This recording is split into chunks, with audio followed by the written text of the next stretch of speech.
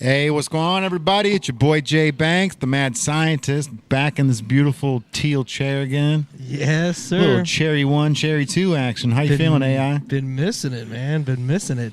We it's been kind of busy down here with just different pivoting as so much is happening on the levee. We just getting things right at the store and about to head into the springtime. The weather seems to be changing on us, which is crazy because we were just like frozen about 3 weeks ago. Oh yeah, Frozen. Shit, it was snowing March 1st, bro. It was, Yeah. but I'm talking like people having to like really think about it because like it got so cold for a while. I was worried about my pipes. Yeah, You know? I mean, that's when it comes to like my birthday's March 1st, so like it's I've thrown so many parties on March 1st that I know it's like the week before, it's great weather.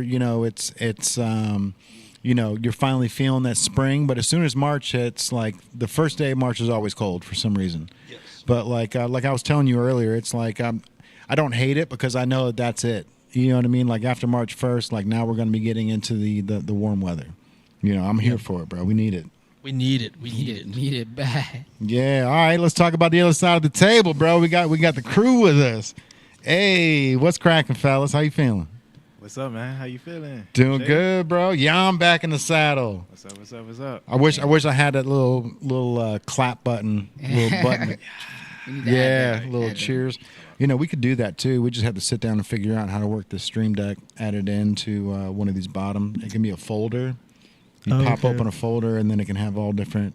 Yeah. Bam, bam, bam. Tears. Yeah. Yeah. Claps. Need a fireworks sound, clap sound. all I that feel like people need that bam, bam, bam. Even though I can't stand that, and I hate when people overuse it. It's like you kind of need it. You gotta have it. You gotta have it as an option. It is a place. It's has it's a like place. exclamation point on certain subjects. Yeah. It's like if you. When people hear it, they get like a sense of, well, I'm sure either annoyance or excitement or it just invokes an emotion no matter what. Yeah, Literally. So, for sure. but yeah, so first off, love having you guys on. It's been a minute since we've had a full tribe here. You know, we've been doing our thing each week. We had Lantana on recently. That was an awesome podcast. Man, he speaks some truth, man. Yeah, bro. He really has grown and developed not only his music, but like his overall outlook on the world has really grown into something I definitely was inspired by when he was telling us about his growth and how things have changed from back in 2013 when I originally had met him to now where we're at 2025 and we're talking about doing a monthly podcast with conspiracy theories. You know what I mean? So like it's seeing the growth has been awesome, especially with him and with us as well internally with the tribe here. So what you been up to, YOMN? What's going on, dude? I mean, learning more about marketing. Okay, yeah. Whether it was, direct, indirect, digital, but just marketing itself, it's been a journey. Yeah. Are you learning? Are you learning that through school? Like you're done with school now, so that's something that you're taking on your own. Yeah. So, digital marketing through Ohio Media. Oh, over in okay. Norwood. Yeah. Dope, bro. Jobs, direct marketing. Mm-hmm. I don't think people understand how tough it is to have to walk up to 100, 200 plus people, and they look at it like sales. It depends on how you come at them, but it's really marketing. Mm-hmm. And you never know what kind of reactions you go get, and you got to be cool with it, and you got to keep a safeguard attitude about it. Yeah, tough skin, bro. Yeah, for sure. Yep. Yeah, that's 100%. when it comes to marketing too, man. That's something we've been talking about. It's like,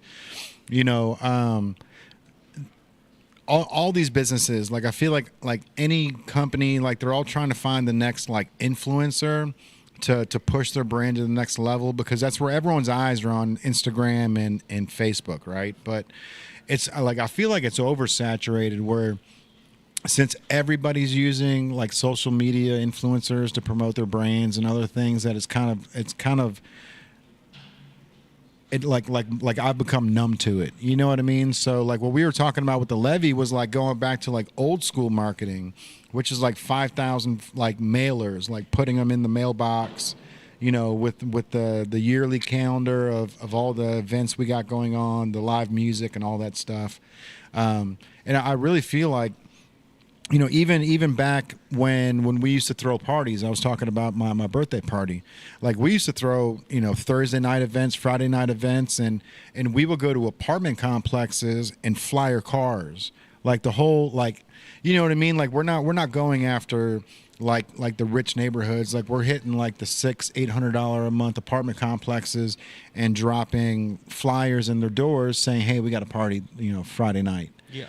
It's like one of those things where like I know it's more work than posting something and saying, hey, come see this.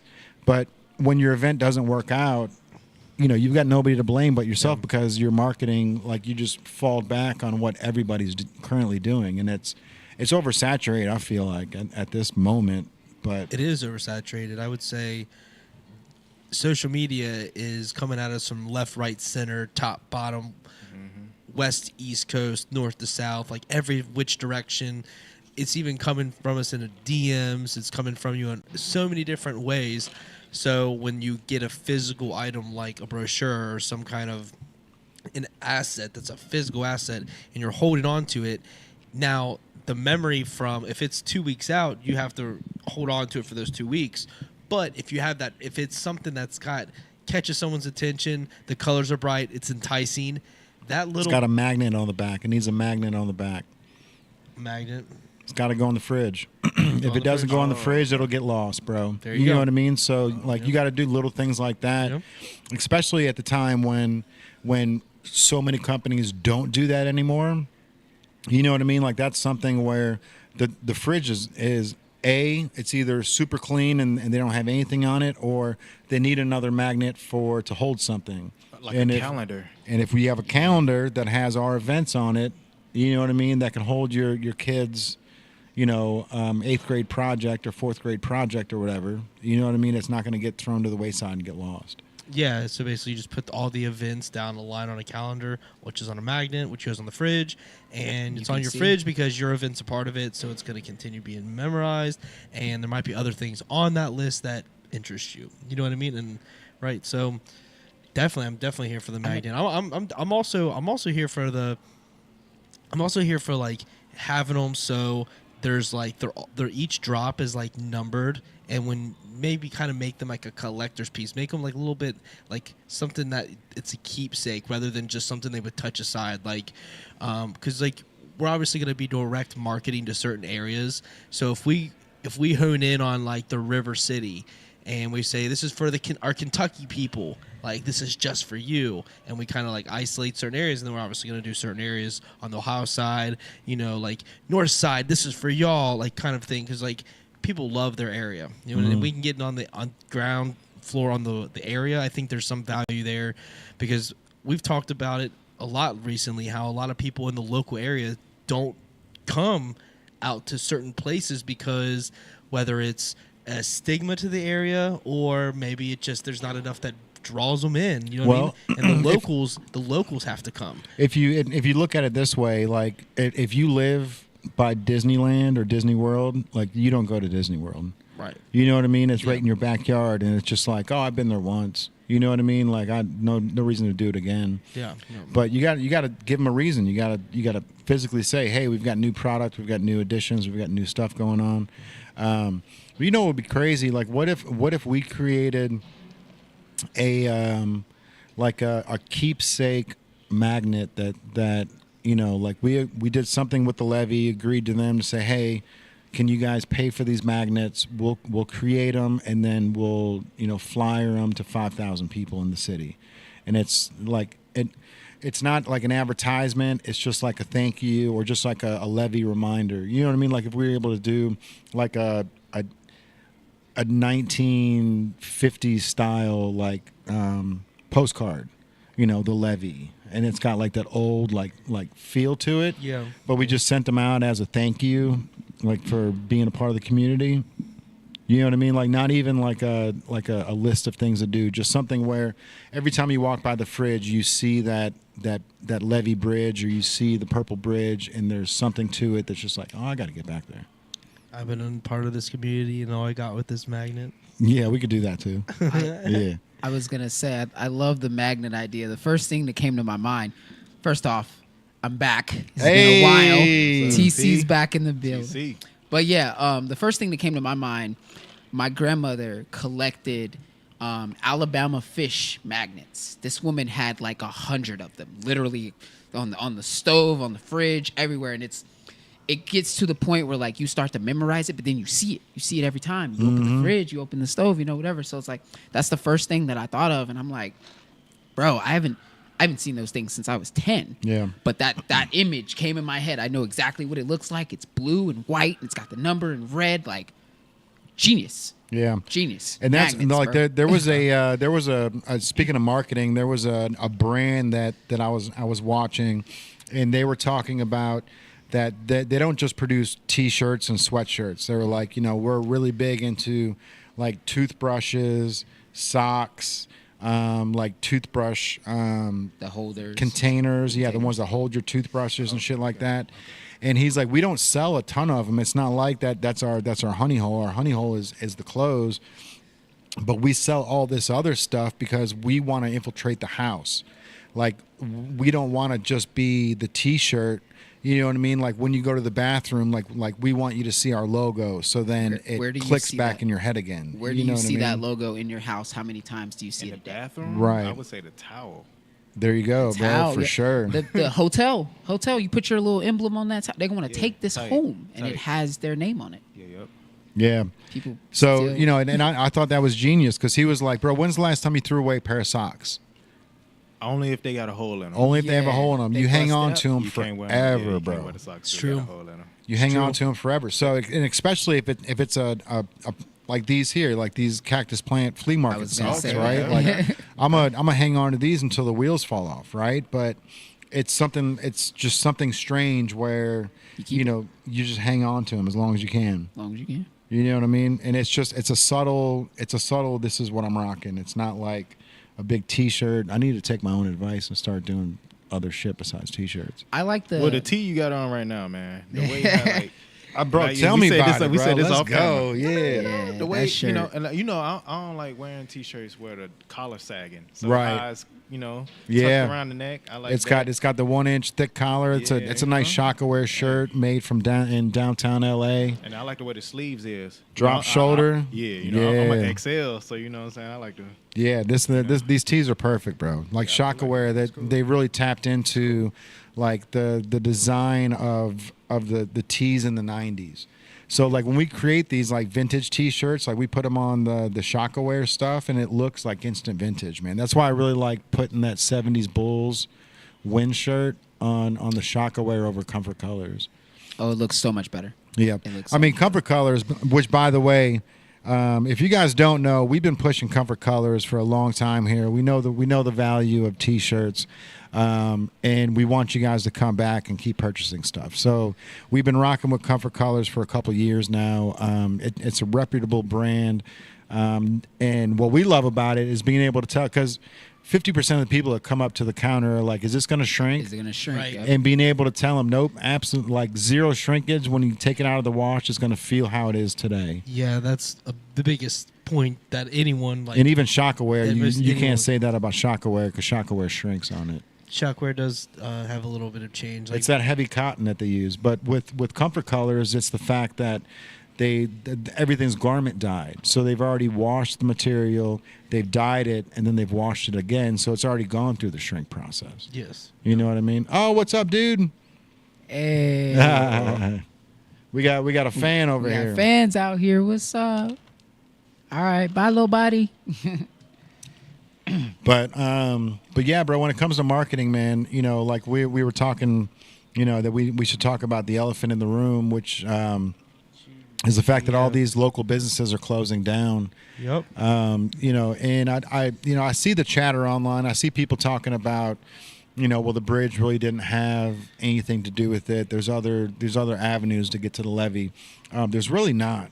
You know what I mean? When it comes to the Big Mac Bridge that was shut down, and then everything else was just gridlocked. So the one bridge that we had that connects Cincy to Newport, it was a 45-minute wait, and Yeah. it literally just turned into a roadblock for people that want to come in here. And I understand, like, you know, you just left work at 4 and you're not going to get home till 5:30 now because of the traffic. Like, you don't want to stop and do any shopping or grab any food. You just want to get home. Right, and on top of that, when you're in this gridlock and this roundabout, that is the only way into the levee from the direction when the bridge was down, because when the bridge allows two directional, whether it's to Covington and Newport or, you know, from the Bellevue side.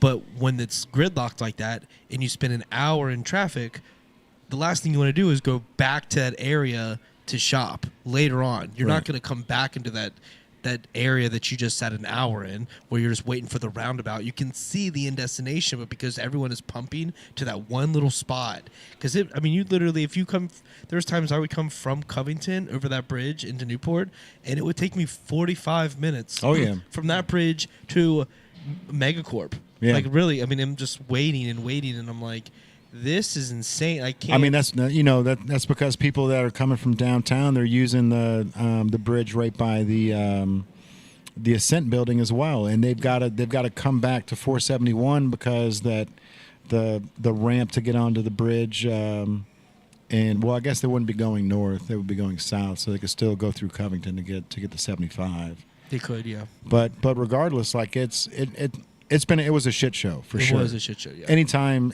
of the day too. It wasn't just like, oh, just around 5 o'clock. Yeah. It was all times. But 2 o'clock, but that's in the past now. It is. You know what I mean? And is. The levee was popping on Saturday. It was. Oh, it was crazy. yeah. It was crazy It was. on Saturday. It It's was dope. past, and the president is now, and that's why we're doing the brand ambassador project, man. Yeah, Yeah, bro. very excited about that. If you're not aware of what the brand ambassador project is, I'm gonna let Jay kind of dive into it a little bit further. But you get a day, you get a gift card for the store, but on your day, and the T-shirt, I'll let him kind of dive into that. But on your day, you get 40% off on your specific day of the 100 days that the bridge was down. And this is awesome because not only get you involved with the brand, but you got a day. Like, it's yours. So that's something I think is really awesome because, I mean, I want a day. You know what I mean? For any kind of brand. If for example, like Gary Vee, we talk about him a lot. If he's giving away days and that's thing, I mean, we're gonna have so many people jumping on a day. You know what I mean? So I'll let you dive into the T-shirt though. What was your inspiration on the Bart shirt? Yeah, so like obviously that Bart, like, that scene is iconic, right? And I've always had that in my back pocket. Is like, if worst comes to worst, like I can always do, like, 'cause, you know, Bart is he's a skater, he's a rebel. Yeah. He really fits the vibe of the store, to be does. honest with you. So, you know, when the Big Mac Bridge went down, that was November 1st, right? And the worst part about that was, for small businesses, like, we spent like all of our summer money to get ready for Christmas time. So we dumped all the money into the skateboards and all these other things. And then when, you know, November 1st hit, shut the bridge down. So the month before, you know, the Christmas season, we were kind of stuck at a standstill. And then by December, like, it never popped off at all. So, like, you know, all the money that we made throughout the course of the year, you put it back into the business for Christmas time, because Christmas time hits, and then you can take that money and then you can float January and February, because January and February nobody buys stuff, no one goes out, everyone's saving their cash. It's cold and no, you know, it's just a hibernation stage. So, you know, as soon as spring comes around, that's when people pop back out. But since we didn't have that December hit, you know, we all went through this whole transition of, well, shit, what are we going to do? Because now we don't have any money for January or February, you know, and now we're into March. So, you know, seeing these things where, like, these businesses are struggling, and, you know, we've got the Northern Kentucky Bring Back the Bridge or something project, whatever it was. But for us, like, we wanted to do something where it's like, okay, like, we don't need to, if we can just recoup $100 per day on the days that the bridge was closed, then we would be able to float the next 2 months for us. You know what I mean? And it's not a hard ask. So what we were trying to do is, if you buy a $100 gift card, you get to choose one of those days, November 1st all the way up till February 9th. So, which is crazy to think that they like got it done in exactly 100 days. Wild. You know what I mean? Like they were really like they really those last week or two, they were like, look, we can get this done in exactly 100 days, but we're gonna have to bust ass to get it done. So like, big shout out to those guys for making it happen as quick as they did. Absolutely. Yeah. But you know, now we're in the time where unfortunately, like the Brickery had to close, and it was at a 15-month mark where you know you and I were talking about it, and it's like, well, you know, why couldn't they have held on till spring? Because it's right around the corner. If they would have just held on for another 2 months, like this might have turned around. Red season began, and then Red season, the whole nine. But you know what I was assuming is, look, they probably put it out as a 12-month plan. After the 12 months, it didn't hit, and then they said, look, we'll give it an extra 3 months to try to change things around. And you know, unfortunately, nothing changed down there. Yeah, nothing changed. So, but that's not just the levee. That's everywhere, man. You know, Gary Vee's talking about it in New York, that shopping, you know, Monday through Friday, shopping's dead. So you got to figure out a way to combat that, right? Yeah. So, what we wanted to do to get back to it was a $100 gift card. You'll get the Bart Simpson "I Will Not Burn Down the Big Mac Bridge" T-shirt for free, because that logo, obviously we would get in trouble for it through Fox, but I wanted to give that shirt away, and the only way to give that shirt away is to give it away. So the $100 gift card is the you know the way to alleviate that. But then we're also going to give you a 40% off day of your choosing. So it'll be your brand ambassador day. We're going to do something cool for you too. It's not just going to be, you know, oh, you forgot that December 15th was your day. Like, we're going to make sure that that day is given to you and reciprocated as a thank you for helping us out through the small times. Yeah. But we're on to bigger and better things, man. 2025, I think, is going to be huge for us, bro. Like, you know, thick skin, bro. Just like YOMN was talking about earlier. Like, this is our 5th year down here at the levee, right? So we're going on 6th year 6. So Going to be 6 in December. yeah, yeah. So you know, we're at that point, bro, where it's like, all right, now it's time to shed the skin. And really just figure out how to pivot and make this thing the household name that we've been trying to for the past we believe decade. it, yeah. And I really think that hey, what up? Yeah. Vance. But I really think there's just a few minor changes that we want to see happen in our world, like at the levee, that can really just make a huge shift to the trajectory of that what we've seen up until this point. Because with the closing of Brickery, what that tells me is that they didn't see a projected future and take the risk to see that projected future out. So because they're not willing to take that risk, regardless of their business, anything with like promotion, marketing, whatever, the fact that they don't see the projected because of the year and 3 months that they've experienced and has been the same way, and nothing has seemingly really changed on a walking traffic front on the weekdays. Like we talked about, like it's about the weekends. Well, the weekdays, we could find ways to gather people into a common area and make it an event, make it something that they can only get that day, make it something exclusive, and put it down here in the thick of things on the levee. And I think that would really pump a lot of money on the regular, on the weekdays, which would pump into the weekends because people want to re-experience what they just did maybe 3 or 4 days ago. Because if people have a good time, they will come back. If they have a good time every single week, they will come back. Yep. That's just the way it is. If they have a good time at, karaoke night, or they have a good time at, salsa dancing night or line dancing night or Par 3. par 3 or something, if they have a good time at this place, at the establishment, with whatever activity is being provided, they will come back the following week and they will continue and they will promote it to their friends because they want to show someone that they were there first, or they want to show someone a good time because they may see someone needs a good time. So they're like, come there. Before you know it, you have a room full of people that weren't there week 1, but by week 6, rooms filled. And then compiled. It's just not enough events are happening, and when they do happen, they're way too spaced apart. There's no way to create momentum if it is like that. 100%. And that's where I stand. And my goal, when it comes down to it, is to create momentum and continue to keep it going. I mean, I'm talking, once we get momentum, I'm talking booking things a year out. Yeah. And at some point, people are like, well, when can we get an event? Well, we have a few loose days, but really, we're booking a year out now. Yeah. That's what I would say. You know what I mean? 100%. And that's how you do it, because there's no reason to panic on worrying about an event in July. You need to worry about this week, and you need to also have a long plan at the same time.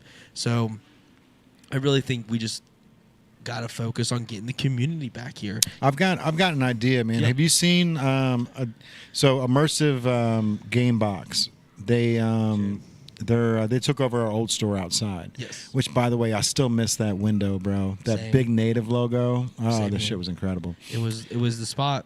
But they've got they've got an escape room game now. Did you see that? No.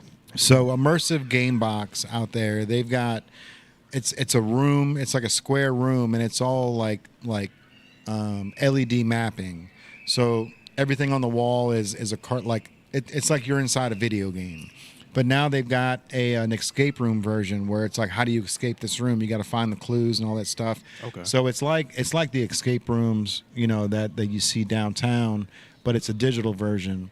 So Okay. like, what if we found somebody to be able to film us, and let's go through like Immersive, let's go through Par 3, let's go to Shiners, let's go to Brothers, let's go to the aquarium, and film our experience in there. You know what I mean? Like, Okay. like the food, because the food over at Par 3 I heard is incredible. I haven't even eaten Amazing. there. That's like a review. Amazing, It's literally. Yep. It is. What'd you have over there? Let's see. I think it was a burger and fries, but it sounds like it's basic. The way they promote their food is like the coolest thing I've ever seen. Like, I talked to the chef and he was like, look, you ever go somewhere and you see it's somebody's birthday, so they come out, they sing, they celebrate. He said, I want every customer to experience that every day. So it wasn't just a regular burger and fries. It was a burger and fry, like, popped in my mouth, dude. Yeah. It was so good. And I spent a long time talking about how Brio carried the Mr. Beast burger, and that was the best burger on the levee. Oh man. Amador is gone, so that's the best burger that I've had in years. All right. Par 3. Drop the mic. All right. Oh. I haven't been over there, bro. Like I haven't even been in to see it. So my friend Leanne stopped in last week with her boyfriend, and they were over there, and they were like, it was incredible. Like the experience, the Bengal version. They've got like Oh my a gosh. roulette golf something. Like we've got to go over there as a team and the try it. art in there, the graphics, it was What items are coming for Indy? Oh, all right. Okay. So we've got 2 Indiana version hats. We've got one that's the Hoosiers colorway, which it looks similar to this one here. So it's actually off-white or beige here, and then the brim and native is in the crimson red, and then I think it's 812 is what that one is. And then we've got the 317 version for Indianapolis, and that's going to be a dark blue hat, yellow brim, yellow native. Was it the white 3? I think it's a white 317 on there. Yeah. So it actually Yeah. it matches Pacers. the Indiana Pacers and the Fevers. And the fever, yeah. Yeah. I think the Fever one, the concept. Good of question, Tyler. Yeah, appreciate supporting that, bro. Supporting it on the Fever. I think that the push that's happening there right now, I think that's going to be the hat that's going to go circulate. For Man, sure. I've got to throw this out here. I saw a highlight reel of how many threes Angela Reese missed, bro.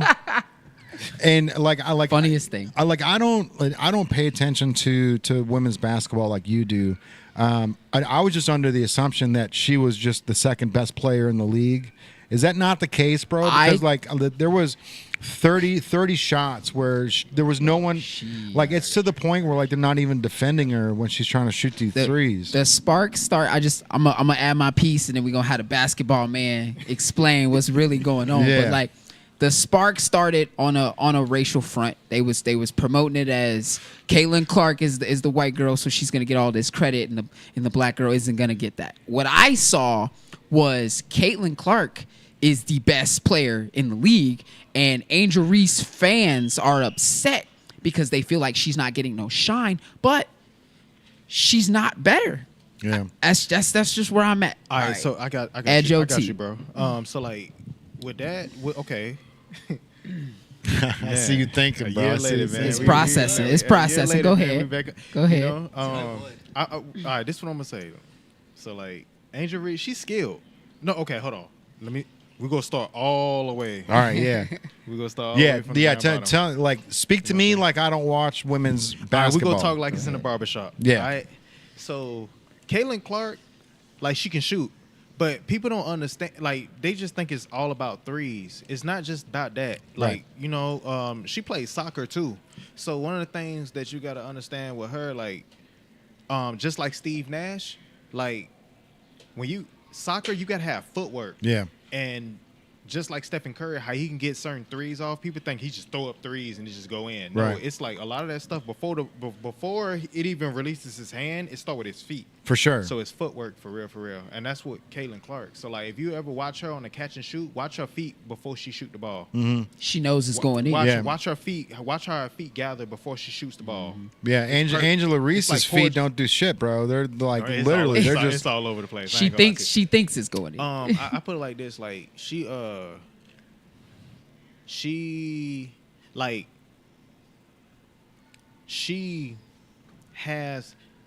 has a knack, like kind of how like Dennis Rodman is. Yeah. You know, she has that knack for knowing where the ball is going to be when it bounces off to get the rebound. Yeah. Whether it's an offensive rebound or a defensive rebound. Okay. She has the tenacity, you know what I'm saying? Tenacity to do it, yeah. Tenacity, that's the word, my bad. You go. Tenacity, you know, just that toughness.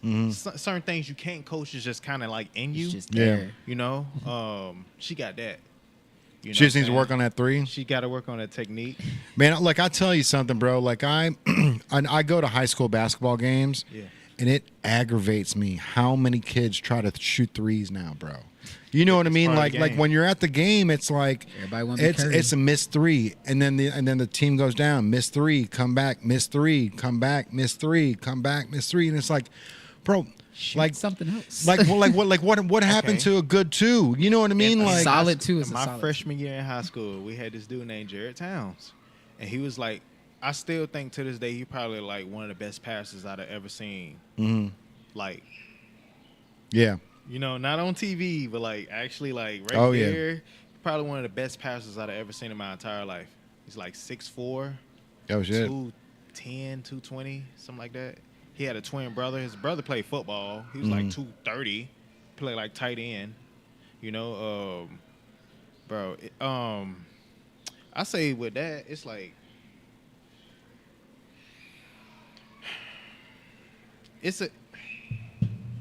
I feel like people see certain things on TV, and then it's like what you see in real life. Mhm. You know what I'm saying? It's way different, bro.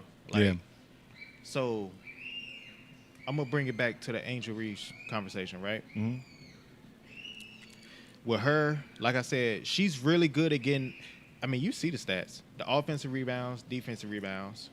Of course, you know it's LSU. You know Shaquille O'Neal is up under that. You know what I'm saying? Some little ties in that. You know what I'm saying? So, She got the ties to LSU. I mean, the LSU runs deep, bro. yeah, Yeah, you it know, does. it's Yeah, it LSU, does. You know what I'm saying? Yeah. So, We love LSU here, though. hey, I've been watching Juju Watkins. That's Dude. who I've really been watching. Bro, Juju out of you know, all USC. LSU fans are Bengals fans now. Oh yeah. All the LSU They- fans they have know. come. Yeah, I mean, was a dude- it was a dude they that gotta came- be, bro. We got Jamar and fucking Burrow. Yeah, dude, for real. It was, when did the dude that just came into the store not too long ago? He said he was from Louisiana. He said he went down to LSU. You know what I'm Yeah, talking about? you were with me. Yep, yeah, I Yeah, was you and with I you. were here. We were talking to him. Yeah, that was Mhm. a good conversation. I made a comment. I was like, "There's a lot of LSU people coming here. Everyone's Bengals fans. They came in. They come in running deep too, because I mean, LSU is I mean, now it's definitely a basketball town, but football really runs deep in that area for sure. So all these players, they just follow them into NFL teams, just like I follow the UK players to the NBA. I kind of watch where they go and where they play. So and I like multiple NBA teams. Now listen, man. Why they do Calipari like that when he came? It was 'Cause I know he time. at Arkansas. It was now. time, bro. But it was like There's bruh, hope and hope. He should have deserved like at least like a. He got a little. He got a chip. They gave him a little bit of, you know. It was probably 2 years along. I mean, that's what happens when you go to Arkansas, though, right? You just Yeah, up and- you. You Oh, know what I 'cause it's mean? Like, SEC, like, 'cause like, it's yeah, enemy. like, Went to like the you enemy. leave UK for him. Yeah. Okay, But I mean, that's now tough. there's hope and That's hope, tough. so I'm taking that. I think he should have maybe stepped down from that role and just did something different. Like the UK Blue He- runs Oh, bro. deep. He here, got a man. lifetime contract. Really? So he's like, yeah, he's there. He's UK. He got he's part of like the UK for life type Like of thing. I don't know what they're alumni doing now type of- because he's left for Arkansas, but they signed him a long-term As- thing as for they UK to be there forever because he got the championship. Yeah, as they After that, should've. but now he's in Arkansas. I don't know how that dynamic's So gonna does work. he That's show what up I'm to saying. the I'm just UK like, bro. game with the UK hat on? Does he still support? I think feel like he should. He with should. Arkansas now, so like he, you know what I'm saying, he got to represent. He them. got to represent. So them. it's kind of like a weird feeling. I just feel like if I gave my blood and sweat and tears into a team, like I'm still, even if I got a different job, like I'm gonna still support. Like, That's I'ma what still had a- and that's I'ma how still had a UK. That's how he merch. came in on the game, but the crowd was like booing. They weren't feeling it. Yeah. and it was and they still won. So I like, mean, it's yeah. No. Look, if you have the talent and So you can listen, and UK you can take fans. it. I was gonna say if you got the talent and you can take it, that coaching Kentucky got the mindset. No. They gonna get it together. Him being a coach. Oh, you yeah, could yeah. take that mindset to another team and make them a winning team. I mean, hey, Well, that's what being a coach keep is it all going. about. Yeah, like and plug and One of play. my matter favorite coaches where you is work. one of my favorite coaches is Coach K. Like, Krzyzewski. yeah, for sure. Like if it was a perfect world and I could have went to any college I wanted to coming out of high school, Duke. that's fair. Yeah. You good at I Duke? probably would have. Yeah, hell yeah, I would have Oh, went to yeah. Duke.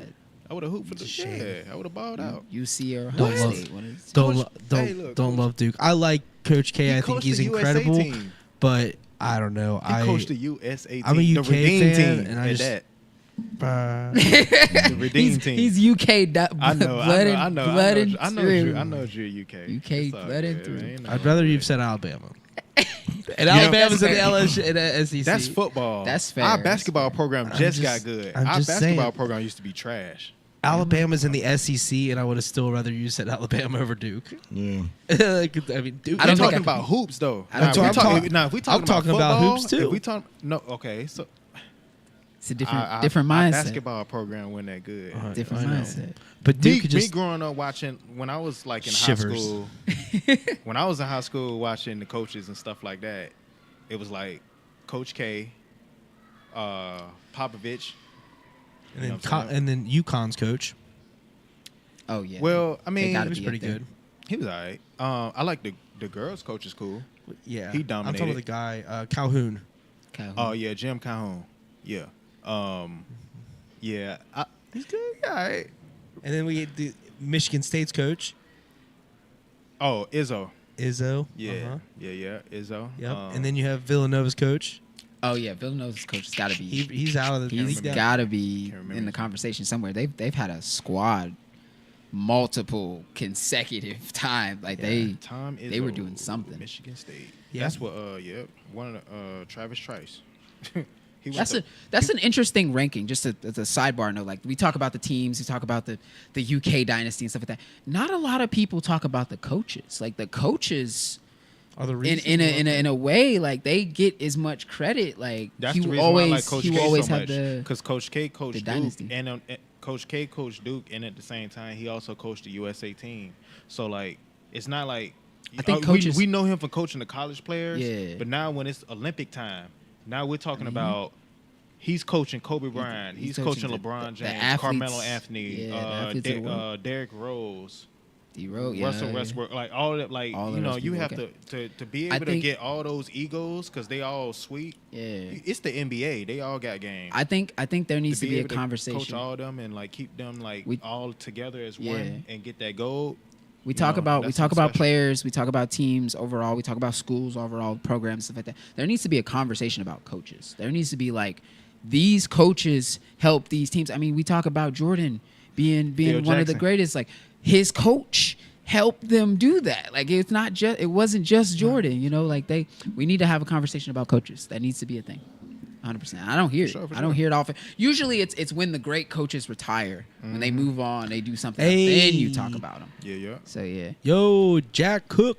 What's up, he was Cook? just texting me. He was like, "What's going on, bro? Got some shit in the works." What he said? Hey, What's up? Jack Cook. What's up? What's Good, up? What's brother. up? He said, "What's up?" Hey, But yo. yeah, I think that needs to be a thing. Coaches But conversation. you for answer sure. earlier, Jay Wright is Villanova's coach. Jay Right Wright? now? No, previous, the one that won the When championships. they win, Oh, when they win okay, all those. Yeah, Villanova. Jay Wright. Okay. He's out of. Kyrie Irving towards ACL. I was Yeah, about heard to about say. that. That's crazy. I was about to say That is NBA crazy. is getting crazy. I was saw that. literally it's The crazy. shift. Yeah. The shift. is Luca's coming. on the Lakers now. Kyrie just That's tore a his good thing for ACL. Luka. It is a good thing for Luca. Yeah. I agree. Uh-huh. So LeBron has got basically his mirror image, if not like his not defense wise, but like offensively, they both take their time. They're both facilitators. They play similar. They play The only similar. difference is LeBron's like 2-3 times more athletic. Oh, but yeah, that's yeah, about it. yeah. But they play Just- similar. I would say whether Which is like sweet. on playing styles, they play. They They play have similar. similar. Yeah, they Not got quite full similarities. mirror, but like They got- obviously yeah, they're pretty they- close. Yeah, they got similarities. He's like for a sure. James Harden. Luca's got some James Harden in him too. But I could see that. He's just as, so- he's as just an so- element to the he's team. just I could so see like fluid with his movements. but he's But he sweet. doesn't get He's as many sweet. fouls as James Harden. James Harden gets all the fouls. I think James Harden was just mad angry going out there. Like, I But think that James was Harden's playing pretty good. Oh, he's still a great He's player. playing pretty good. But yeah, so the NBA is crazy. De'Aaron Fox is now in the Spurs. Well, he just got traded or something. Yeah, from the Kings to the Spurs. Wemby's out. Wemby might not come back. Oh, the shoulder. Wemby's out. Yeah, he was got a talking about blood the shoulder. clot. Yeah. Yeah, he was talking about the shoulder. That's Um, scary. I know. Shea Gilgeous-Alexander is in the front runner for MVP. OKC. OKC. Mm-hmm. OKC is the best record in the NBA. Mm-hmm. And then the Celtics, or I guess it's the Cavaliers that have the best record, and then OKC's second. 50 yeah. and 10. I think it's Cavaliers have the second, and the OKC's best in the West. Best in the West. So yeah. Cavaliers have the best record. OKC's in the West. Boston's behind Cavaliers. The Lakers are behind OKC, followed by Denver. Okay. Yeah, I mean, It's Timberwolves are doing pretty well. wild out there. It's wild. It's a good NBA season, man. That Luka trade really was a. I wouldn't be I surprised. mean, it's LA though. LA gonna go for LA every, gets those stars. They're gonna go It's for LA, every best you know. player out there. Bro, I still, bro, come on, bro. It's LA. Bro, I still It's LA. remember, bro, That should be on a shirt. It's bro, I LA. It's just LA. It's yo. LA, bro. Yeah, It's LA. Exactly. Just put it Why in. do they got the stars? It's It's LA. LA. It's LA. Bro, they did it in every LA, sport. bro. They did it in every sport. They Dodgers? took all the best players. Dodgers have the top payroll. That makes sense. That Yeah. makes sense. They took our But- player. They took Cincinnati's take player. all- Like they took everybody. They probably have a player from every team. Right, no, right. They got, we need you. Yeah, you you're in the best. You're the best. Wisconsin. Because there's no South Central. they can pay whatever they want. There's no cap. Yeah. So there's no like in the NFL and the NBA there's a cap to Yeah. or MLB. It's like you want this much money. Do we have that much money in our account? We do. You got it. Yeah, Like it's that. We're That's gonna just- give it to you. We got right. you. And they do 10-year deals and stuff. No other league really does that kind of a thing. So the MLB is its own, but it means you can buy championships in theory. I mean, they in did. in theory. They did buy. theory, yeah. They did buy. I mean, they got all the be guys. honest. They have Shohei Ohtani. Like they have all these guys. You like get the best I players, feel- the well, best okay, teams. Mookie I Betts know- supports. I know this is, we in the lab, so we talk about conspiracies, and so like I feel like, Luka's there for a reason, bro. Like LeBron probably gonna retire by the next 2-3 seasons. Yeah, I say they give they him win. I think in 2 seasons. I say they win a chip gotta lock- together. You think he gets a chip? I You say gotta they lock win a and chip. reload. Oh, easily. You gotta lock and Easily. reload. Without So- Anthony What you Davis, say? they win a So chip. now, They win a chip without. so we Anthony. went from LeBron maybe not getting another chip to him getting a chip now. Because we were I talking think- about LeBron maybe not getting another because age is. I think he was catching gonna try to stay until his youngest son got in the league, and they was all gonna play at the same time. Maybe is- not on the same team. Which just Yeah. happened now. We're there. But We're there. now oh, that- the Yeah, next son. Now that they gave Luka the keys, I think in the 2 years span they're gonna win one, at least one. So you're saying that plan has changed. They're ready. that original plan. They went has to go. changed. They went to go grab Luka. Like, okay, we. So do you think LeBron had a say in getting Luka? Yes. I wouldn't say no. Yeah. Look. I say up and down. I say he didn't tell them to get Luka, but when they said they was getting Luka, he was like, okay.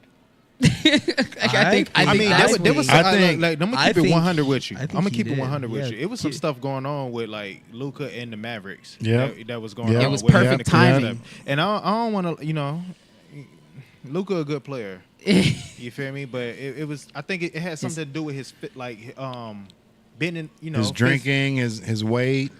Yeah. Yeah, No, Oh, that sounds I mean, funny. you used to do- conditioning and staying in top Yeah. shape, how you're supposed to be when you're in the NBA. That sounds Yeah, I mean, And so they there kind of got tired of it. there's a conspiracy theory that when Mark Cuban sold the Dallas Mavericks to that couple, that husband and wife, they own a bunch of casinos in Las Vegas, and they want to turn the Maverick Stadium into a casino / NBA facility, right? Well, sports betting is live, so it makes Yeah, sense. and of course, and like how much money would they be able to let, it would be hand over fist, bro, how much money they would make. But so apparently Dallas doesn't want them to do that.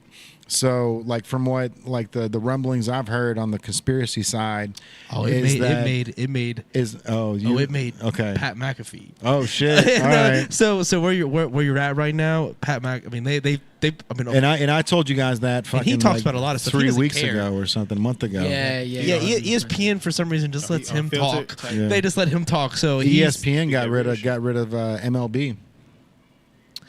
yeah, That's- yeah, well, yeah. What? That's a That different was- story. Yeah, that's a different they're not story. going to be playing baseball games on ESPN anymore. I did not know that. That'll probably be Fox. So what? and What? stuff. Someone so will get it's Fox You will said have to Fox. pick it up. Someone's So gonna it's get it. Just go be straight Fox. Yeah. Well, the means Fox. deals Fox have changed. Sports. So Fox yeah, Sports. also the NBA, with Charles Barkley and all them, they're done too. They're going to ESPN. I heard about that. I saw Really? that. Yeah, like Yeah. with like The whole crew's the going. whole crew, That's dope. Shaq and all, they're all going Yeah. to ESPN. I felt like So that show's done. They Charles had a was whole big goodbye, but even Well, though it's it's crazy though because they're talking about how like the NBA is going to have to do something to change because Steph Curry, LeBron, like all these like top players, they're all at the end of their career, and gonna there's retire. really nobody that's going to step in that's going to be like a conglomerate that's going to be able to Keep the spark up. keep. I mean, people watching. Like, people Yeah, I wanna mean- see I mean, it. bro, like- Anthony That's Edwards, smart. bro. Anthony Edwards has he's a still chance. he's still not even comparable to what He's not. what LeBron has done for the league. no, He's not I don't. there. I'm not even a LeBron Ooh, fan, can we but talk I about understand. Can we talk about Matt McClung though, real quick? Okay. Yeah, who's that? Yeah, I got to give him some credit. Come on, I You gotta can't. get, Go okay, ahead, and that's y'all. cool. Matt I mean, McClung. he's Hey, gonna look. be a thing. I mean, okay, continue. Go ahead. All right, I'm gonna say this. Give him real credit, quick. bro. He won it. No, That's cool. 3 hey. years in a row. All right, so when I was in high school, I saw Blake Griffin jump across the car, Cool. but he I jumped. respect that He dude. jumped across the hood of the car. I totally get it, but he doesn't Matt play any McClung games. jumped across. But listen, man, when we talking about the dunk contest, I respect him. I'm just He's being a talented. kid. He's talented. Someone's got to Blake get pushed back. Griffin. All right, hold on. Blake Griffin, he jumped across the hood of The car. hood of it, bro. Yeah. The hood of Matt it. McClung. I got to give credit where credit He is jumped due. across the entire. I'm not one of them people that's go. I give it to you how it is. Like it's real love. You know what I'm saying? Sure. And this dude is six. Like all right, Blake Griffin. Like what? 6'6", 6'7". He's up there. He's about LeBron size. Yeah, 6'8", something like that. yeah, He's he's 6'8", 6'9". Yeah. yeah. He's a power forward. Yeah. And jumped across the hood of the car. The hood of a Matt kid. Yeah. McClung. He's like 6'2". Yeah. He jumped across the top part of the car. Mm-hmm. Reverse dunked it. He almost. If you go Six- back and watch the video. Blake Griffin 6'9". If you go back and watch the video after he dunked it, you saw he fell. That was real. Like that was real. Oh, Like, for he sure. He could have That's hurt himself. pain. They don't even want you doing stuff like that. Right. They took a risk with him doing that. So let me ask you something, because like That's top notch. We ain't seen nothing like that since Vince Carter in 2000. Oh, for sure. Vince He put his Carter. arm But through the rim. and that's the thing though, is like they're like a Gotta lot get of the way people were crazy. saying that LeBron kind of ruined the dunk contest, because the year that LeBron's like, I'm not doing it. Now like once the top dude says no, I'm good. Like then who else wants to get in on the Nobody. dunk It's contest? two types of dunkers though. You got- Right, but you got in-game here's dunkers, and then you got like here's when it's, like, bro. you know, Let me. You're a basketball player, bro. That's what I'm like saying. you know, Like, you're a I've basketball seen- I've player. seen it, bro.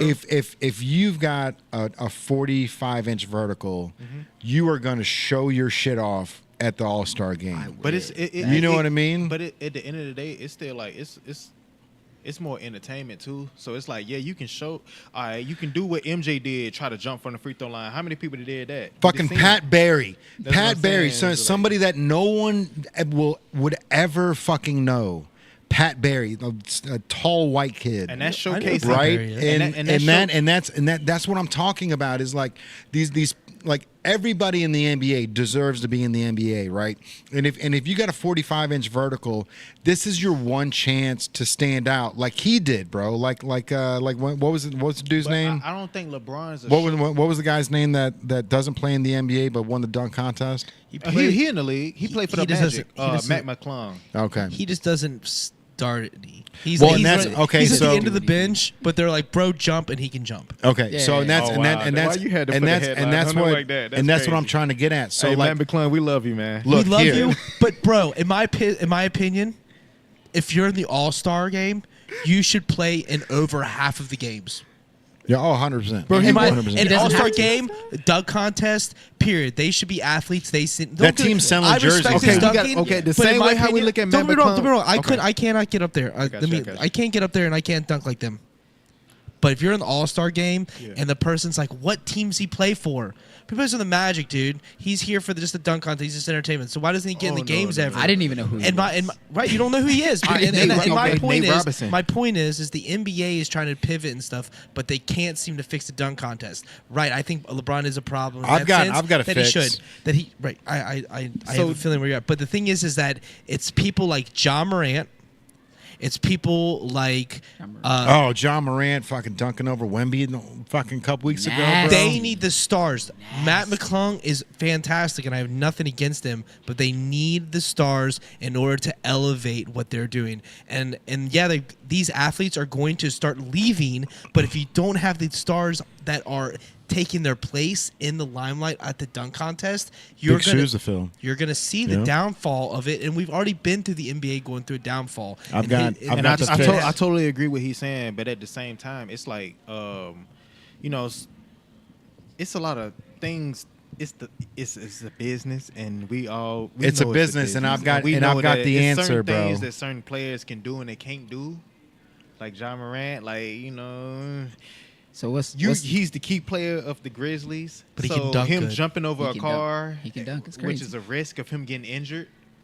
You Oh, think for they sure. really want him to do that? No. Okay. All right. Let's- And I've what got- I'm I've saying got the is- solution. So like with Matt McClung, I'm gonna say I'll don't get it care out. if they I'll get get it hurt. out. Yeah. Nate Robinson. All right. Because we wouldn't know who Nate Robinson was if he never jumped over Dwight Howard. That's a tall Superman. that's a tall person Alright. to jump over. Yeah. Remember that? Oh yeah. That's how we know who Nate Robinson is. I've been knowing about. I'm a basketball connoisseur, so of course I your already know board, who Jay. Nate Robinson Yeah. is. I know he went to Washington. I know he played football at Washington. You know, he did something similar what Allen Iverson did. I'm pretty sure he grew up an Allen Iverson fan. Yeah. You know what I'm saying? So like, I understand that. Sometimes it's a little bit, a little different. Matt McClung got it though. I've And I got think he I've got deserves- I've got he the deserved solution, bro. I've got everything that he was supposed Listen, to get for that. check this out. Let's hear it. So when you're on Instagram, how many like maybe it doesn't come up in your algorithm or not, but there are so many like dude perfect style dunkers that are just like never had the chance to get in the He NBA, took it but behind they've his got like a 55-inch vertical, and these guys are like they're doing dunks that no one's ever seen before. So like, what if the All-Star game, the dunk contest was for like these people, not because like I understand LeBron not wanting to do it because you're you want to do something that no one's seen before, but the chances of rolling your ankle or doing something like the risk is way greater. Yeah, you're gonna hurt yourself. He can't elevate his I brain. don't think LeBron's what a if performance dunker. what if you no, he's not. He sucks. What if you gave a contract to the winner of the dunk contest? So 10-day. Oh, so A- you a want him tri- to trial You contract. just want him to participate in it in some way. Show like, case they skill. so all these phenomenal dunkers that are on Instagram that have never gotten on the NBA spotlight. Yeah. The All-Star game, the dunk contest is for these guys, and the winner of the dunk contest gets like a 10-day a contract. seed into the draft or something. You know what I mean? Or a 10-day contract. A 10-day That's probably the contract most would be better because then they can prove themselves, make sure they can hit jumpers and shit. But Yeah. whoever wins that contract, like if they go to Magic, bro, like Magic is gonna sell so many jerseys off that dude that just did this dunk that nobody's ever seen before. Well, that's how Matt McClung got it. That's how he even got in the game with the Magic. and that's what I'm 'Cause saying. he Like, won, this is his second time winning. yeah, and like I He won it didn't first, know and he then- was in the NBA because of how short he was. I thought he was a stunt dunker, he about bro. Like 6'1", 6'2". Yeah, I thought he was just a stunt I think he dunker. might be 6'1". They go probably list him at 6'2". 6 Yeah. Is he on the line? Is he in the lineup because he can dunk like that? He gets them attention, or is he in the lineup because he deserves? Bro, he got to be bounced, bro. Have you seen I'm him not jump over saying the he car, doesn't. Bro. It's no I don't- gimmicks, bro. I'm The not dude saying got- he doesn't the guy have got person- bounce, and I'm not even here to The be bro a Matt has bounce. McClung hater or of any sorts. It's not my intention. Yeah. It's not the point. The point is, does he deserve to be on an NBA roster? Or is he there because they know he's going to be in the dunk contest and they have to They have someone in the league? wouldn't they wouldn't keep Depends him on- on for it depends that. on what you're looking at. You know, If he doesn't play, they're not. He then- doesn't then, play. Then He then doesn't they know play. That's the his thing is- jersey's not even on the shelves. I bet to sell. whether he won the dunk Okay, contest. well, so he is. okay. They it are has to- now? Your jersey. They're on the cell. They're at to be on the shelves. If you're on the roster, but the thing is, I'm is just- Oh, that's lit. but the thing is that he. You know that for a fact that his jerseys. I bet you his jersey's got to be. They need to be. I'm saying they'd be stupid not to. Of but you know course, for a you fact that they're support selling his jerseys. 100%. That's why he's on the team. They would have to be. Well, he won. He got popular on the internet, and there's social media. I think that's a big. I think there's a whole play with him. Don't get me wrong. That's what I'm saying. Yeah. That's why I think that they should open up a 10-day contract or whatever it is. Whoever wins. to Find the these- next Mac McClung. bro, because there are people That's fair. that are absolutely insane that would bring so many eyeballs. And so, like, did you see, like, it would, bro, the like the combine or whatever they did for the All-Star game where everybody, like, Wemby was just throwing the ball at the rim and just because he was trying to get speed over accuracy. We don't want that shit, bro. Yeah, right. Like that, like, you know, like if I ran the All-Star game, I'd be like, Wemby's not in it next year.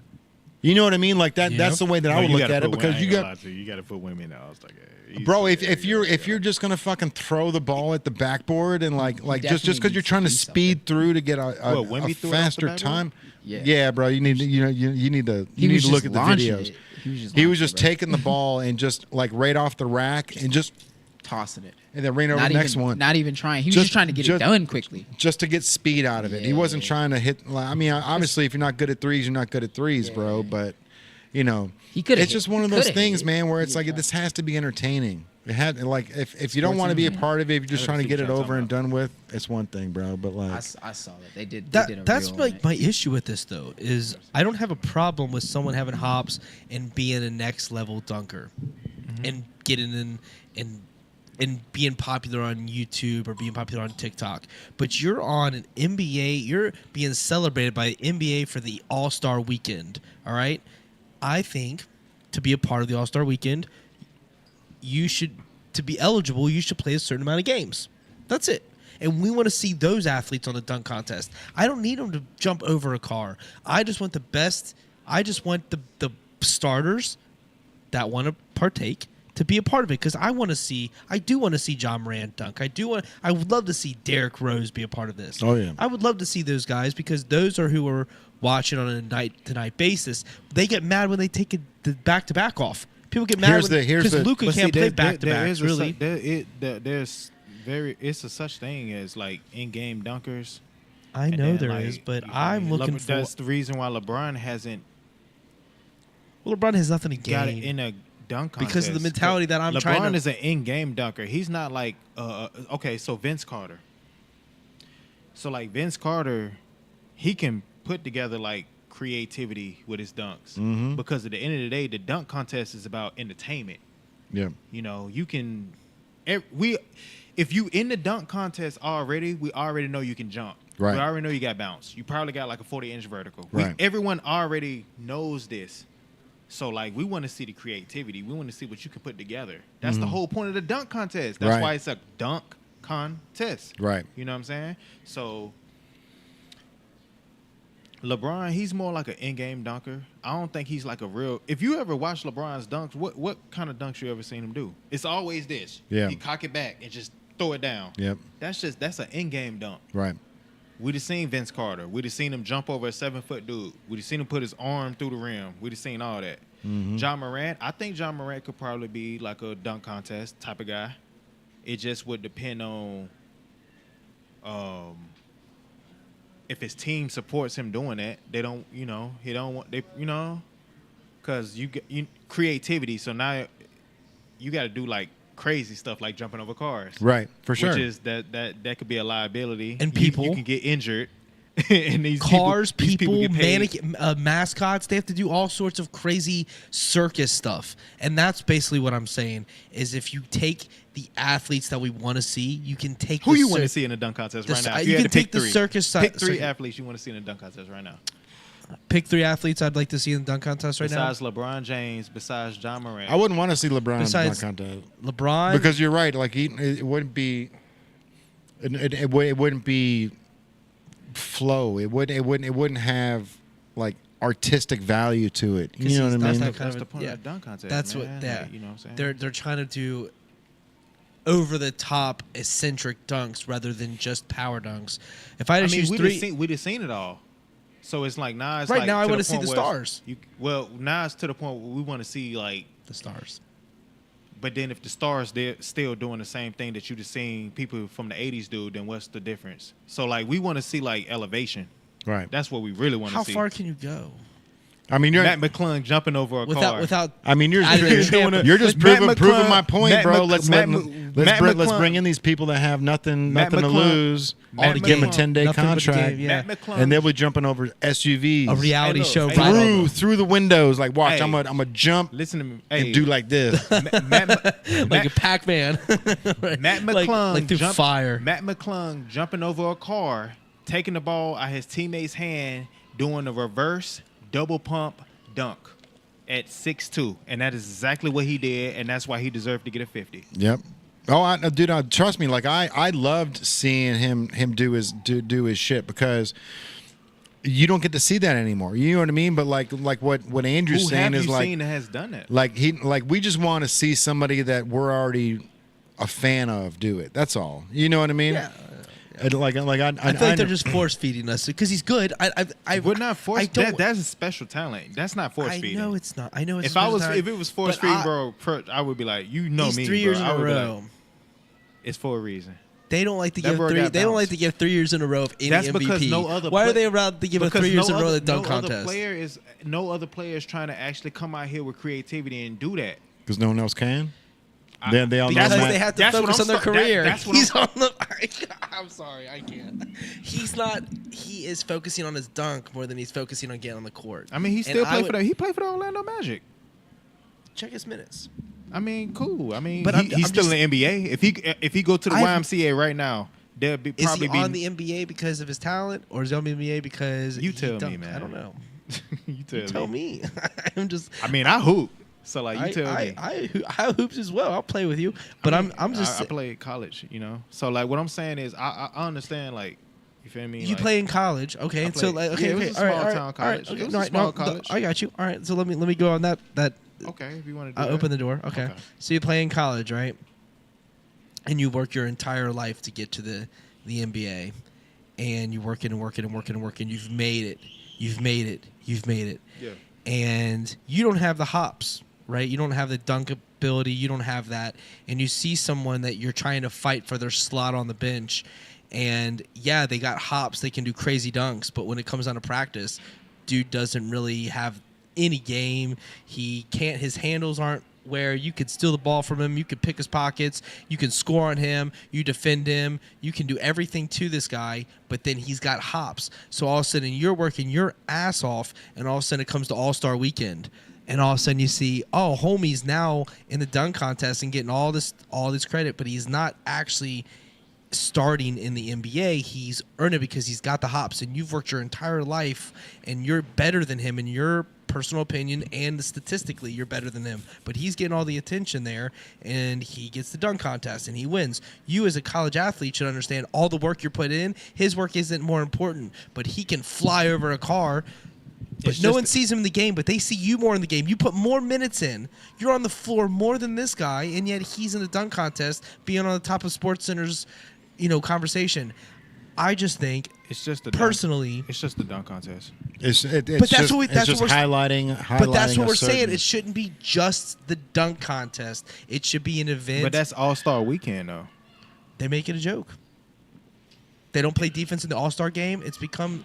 I don't think the All-Star game has got any hold. The NFL, more people watch the freaking than the All-Star game. A lot of that they play flag football. flag football. Oh, it was the worst, bro. flag football, and that has changed the entire thing on that. Shit, These All-Star stuff and all this thing has been so desensitized. We are not this. It's not the same professional world we're in, dude. They're. So I think it was Brett Barry, not Pat Barry, right? Or was it Pat Barry? Pat Barry is Brett Barry.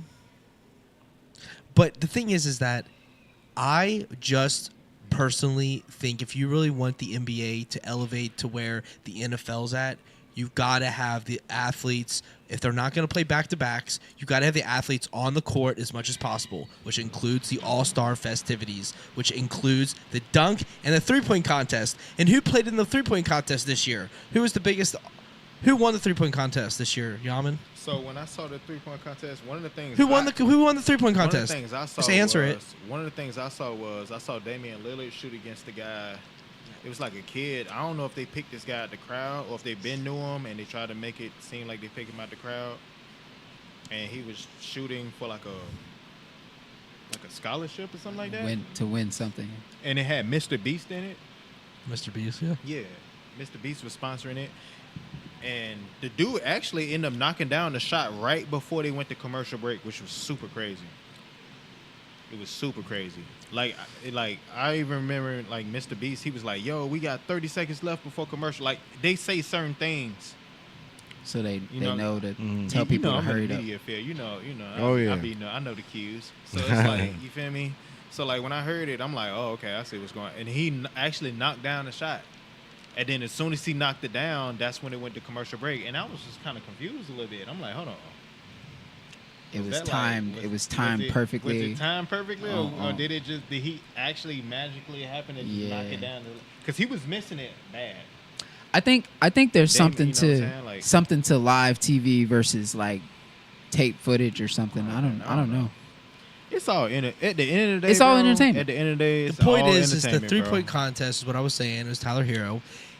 Stars that we want to see. You want to see a UK player being a dunk contest? No, I'm just saying I would like to see the Stars play in the All-Star game, and Tyler Hero's playing more than 50% of the games. Yeah. I would like to That's see. where I would like to that's where I see stand. no NBA players in the dunk contest and all amateurs. I like that's a Jay's different- Like that's a point. different take than I'm going. bring Dude Perfect in for the All-Star weekend and have the players do some Dude Perfect shit instead of just like what Wemby was pulling off, bro. Like, that shit was aggravating to me, man. you're It's not like, gonna- why am I even like? If you're not gonna try, you shouldn't be out there. Point Right, blank. and I don't disagree. I think Everybody I think, needs to try. I think Everybody needs to guys put off it the in. street and trying to play their way into the league. They're trying to I get think paid. I think that is They're trying super to be a great star. idea. But if you're going to have the NBA players in, let's see the stars. Yeah. I'm here for.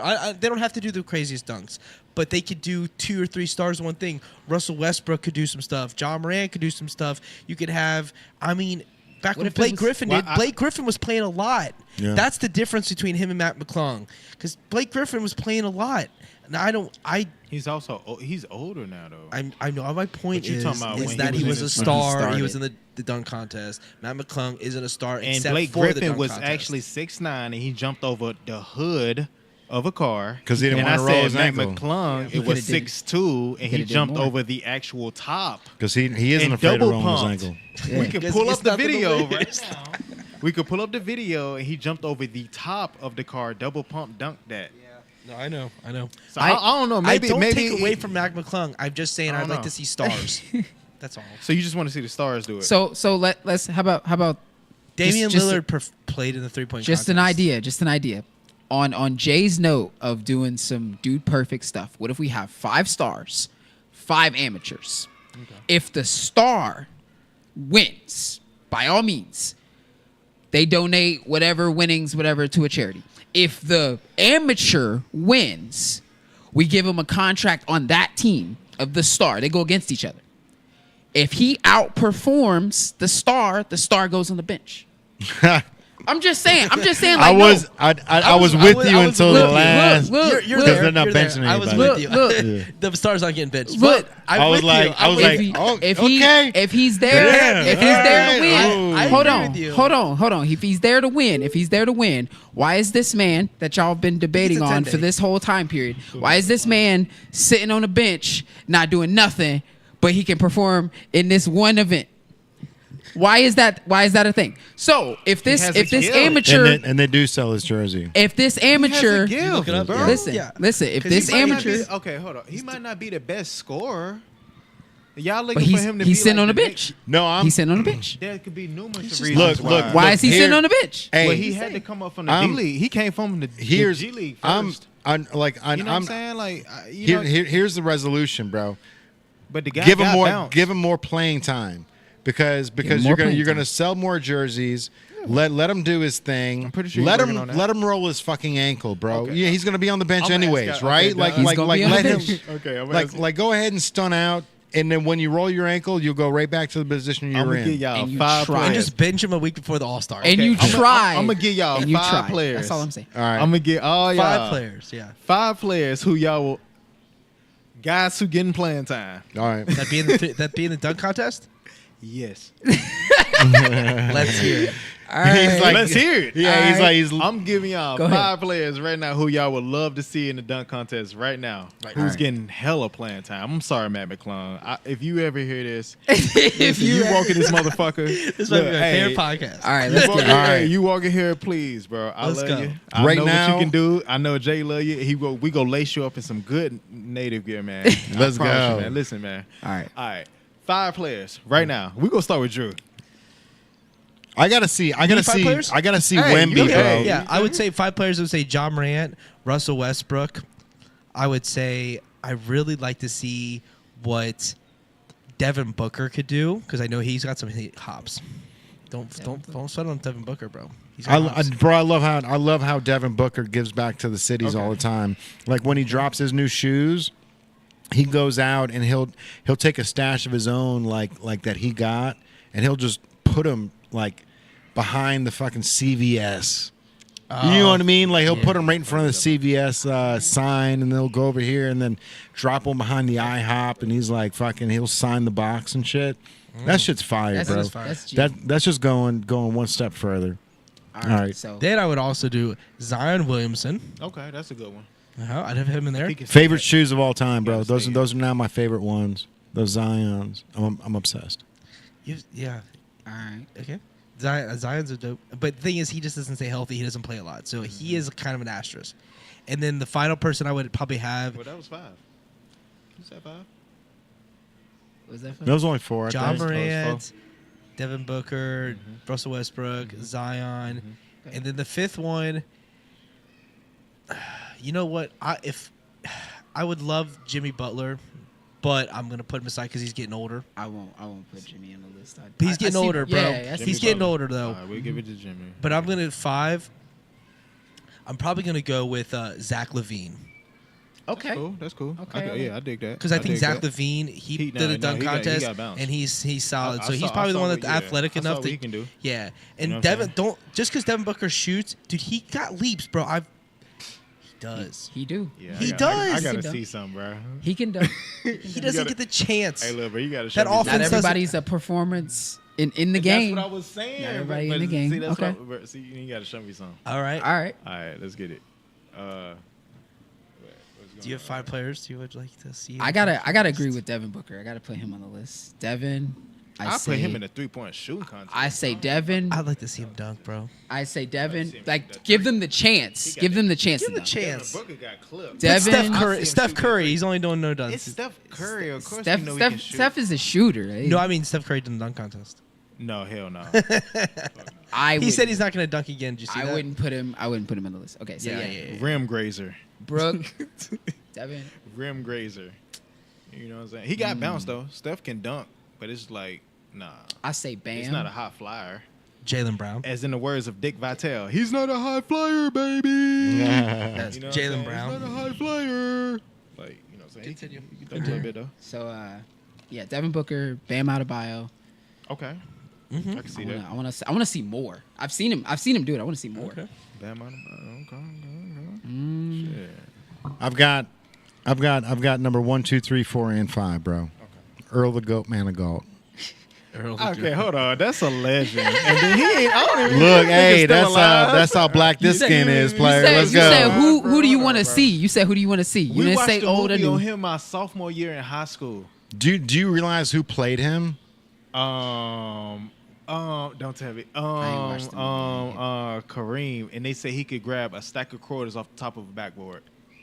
That's Hold scary. on. He could grab $1 off the top of a backboard and put 4 quarters up there. I heard it was a That's- stack of quarters. That's It was he would Coach go Lane he made would us. He had us he would watch this jump movie up about there. him. Yeah, it was Don put the- Cheadle. Don Cheadle was the guy that played him. Okay. So he would be able to jump up there and pull the $1 off and set 4 quarters back up there. Oh damn, he had hang time. How? That's 2 hands. Yeah, That- hang time. That's got to be an extra Yeah, but he's 10 to a 12 legend, inches, bro. bro. He Earl was- the Goat Manigault. And Earl the yep. Earl and so Manigault, check bro. check it out. So Kareem to God. Abdul-Jabbar, they asked him who was He's like the one of the greatest players. who they was the ever greatest played. players you ever Yup. played against. He said Earl the Goat Manigault. Yup. Never made it to the NBA, bro. He got hooked on crack and I shit. was gonna say, I've Yeah. never heard of Yeah, he him, was on but crack. I need to Bro, look the into the that movie guy. the movie is absolutely incredible because it's a real story about a real about this story, dude from Harlem. So is that was the like- name? Is that the name? What's the name of the movie?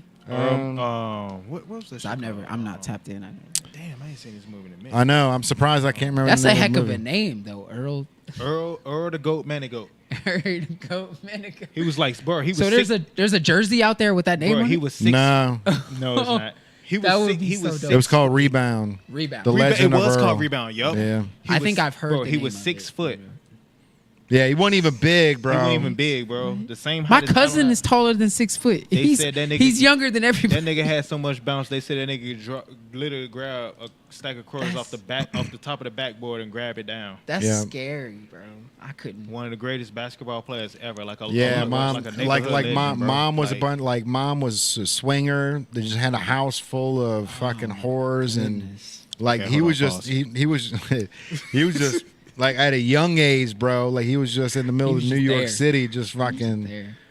just living it. I guess I want to watch something. This is off topic for a sec, but he's got to be still alive, right? Like, I don't does know, he man. even? Sev- Does 70s, Earl the 80s? Goat Manigault have an Instagram account? Hell no. somebody probably made That a would be fan. crazy. Somebody probably made a It's a fan fan page. account. for it. Yeah, there's hella fan pages. Like somebody's It's a probably done it. fan account. But I was gonna say like on the New York like Harlem side, like I want to watch a movie like about the Globetrotters, like just about them getting started. I mean, watching the Globetrotters ain't no different than watching. Damn, he died in '98. 90. Oh, he died. He died 98. after I was born. Damn. I'll live. He Okay. was on that shit. I mean, yeah, no. A lot of people was. A lot of people was. Yeah, yeah, That's sick. yeah. I wonder what he died from. That you know. He was on that. You know what I'm he was on that- saying? That ooh wee. You're right. He was 6'1". Oh, he was 6. Okay. I'm okay. 6'1". So my bro. cousin is taller than. That's My crazy. Coach Lane made us watch a movie about him. Dang. Yep. Cause like the Rutgers. high school I That's went where to, he's from. Not Harlem. He's from Rutgers. The high school I was at, right across the street was the projects. Mm-hmm. So we had teammates that was on the team, but they was at the projects, and they was 1 foot in, 1 foot out. Oh, So his Alright. way of trying to cope with the team was like, watch this movie. yeah. Just go. That's you know what I'm saying? nuts. Get I your need to- mind right. Type. I need to like, see you know that. It's a what I'm great. saying? It's a great movie, dude. It's Don Cheadle like before anyone knew who Don Cheadle was. Don Cheadle. Hey, Appreciate you coming through, man. You too, too, buddy. bro. Yeah. All right, so let's talk about this Tee Higgins thing, bro. Oh, the franchise tag. Yeah, because Andrew had to explain the franchise tag thing for me, because when you hear franchise tag, you think, oh, like captain, some shit like that, right? And like Andrew's like, no, bro, it's not a good thing. Like they're basically fucking putting a carrot in front of your head and stringing you along. I heard it was like they take all the highest. All right, so all the wide receivers in the league, There's only about 6 of them. and they average like what they getting paid out. I don't know. Yeah, They take what it's they the getting paid highest. out, and then they make an average, right? And then that's It's what only they giving 1 year him. deal. It's the 1 year deal. If you get hurt that 1 year, they're not obligated to give you a contract. Yeah. It's it. So you don't have any security. Right. That's all it is. Yeah. And no one wants to not security. You're playing football. There's 2 different ways you can look at it. But that's how Um, he's if looking. you T. Cincinnati, Higgins, he's injury prone, bro. I mean that's Man, you know Man, like it's so real so life. so do you agree with putting him on a franchise tag? I think it's foolish that they're going to let him go. That he Of course, he can because leave. because you see the difference between how much money he looking at? what did much they as he say? can. What did they say? Versus 2 years the- ago, versus the tag. 2 years ago, we Yeah, could have got him for I'm saying. 20 million a year. Now he's going to want 30. So the he franchise tag is 20. no, the franchise tag 26. It's 26. a year. And what he want? 26 million. So he Yeah. So what's so wrong? the I the thought franchise like he tag is wanted 26. 20 2 years ago, and he's getting 26. I thought the franchise tag was only 19. It should be 26. So the franchise tag is 26, and how much he want? He wants. He I wants read 30. Longevity. He wants more. He want 30. Yeah, like 30 over 3. Like that was, I heard the projection was like 30 over 3. He's going to want 30 million a year. So he 2 want years about ago he But wanted 20. He's worth it. Of course he is, bro. He opens the one side of the field. He is. Like He one whole is. side. Like his value is 1.5 times its worth because of the fact that Yeah, when right. he's not on the field, it affects Jamar. You know what I mean? Yeah. To an extent where if he's because not they out double there, team Jamar, and then his you got a value second goes option. down. So you're losing money if you don't have and then if you have take T if on you take the field. Jamar and you take T off the field, Burrow has no one to pass the ball to. Oh, bro! Which reminds me, I'll be watching this podcast called "It Is What It Is," and it's got Cameron on it. He was talking about it, and it's funny as hell. Cameron, like Cameron. Cameron, All right, yeah, Mr. Pink, yeah. yeah, he was like, they was talking about it, and He was talking about Bengals stuff. hell yeah, he That's like tight. yeah, he like Ohio. All He right, fuck all with right. Ohio. Real talk, he fuck with Ohio. You know what I'm saying? And he was like, it was a quick segment, so he had to say what he had to say, and then he got it, and he was talking about the situation. He was like, listen, if y'all let Chase and Higgins go, he was like, who is Burrow go pass the ball to? Dude, Right. look, You feel man, me? look. Like- There's two ways that they can go with this. They can pay T, and then we can have a very good chance of at least getting to the playoffs, right? Or we lose T, and then all that money you invested in Jamar and Joe They are need- going to go to waste, bro. I would say, I feel like, damn man, I hate for it to be like this.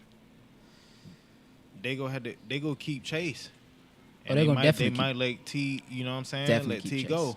Shouldn't do that. But the extra money flown off T, they need to put it into the defense because the defense is horrible.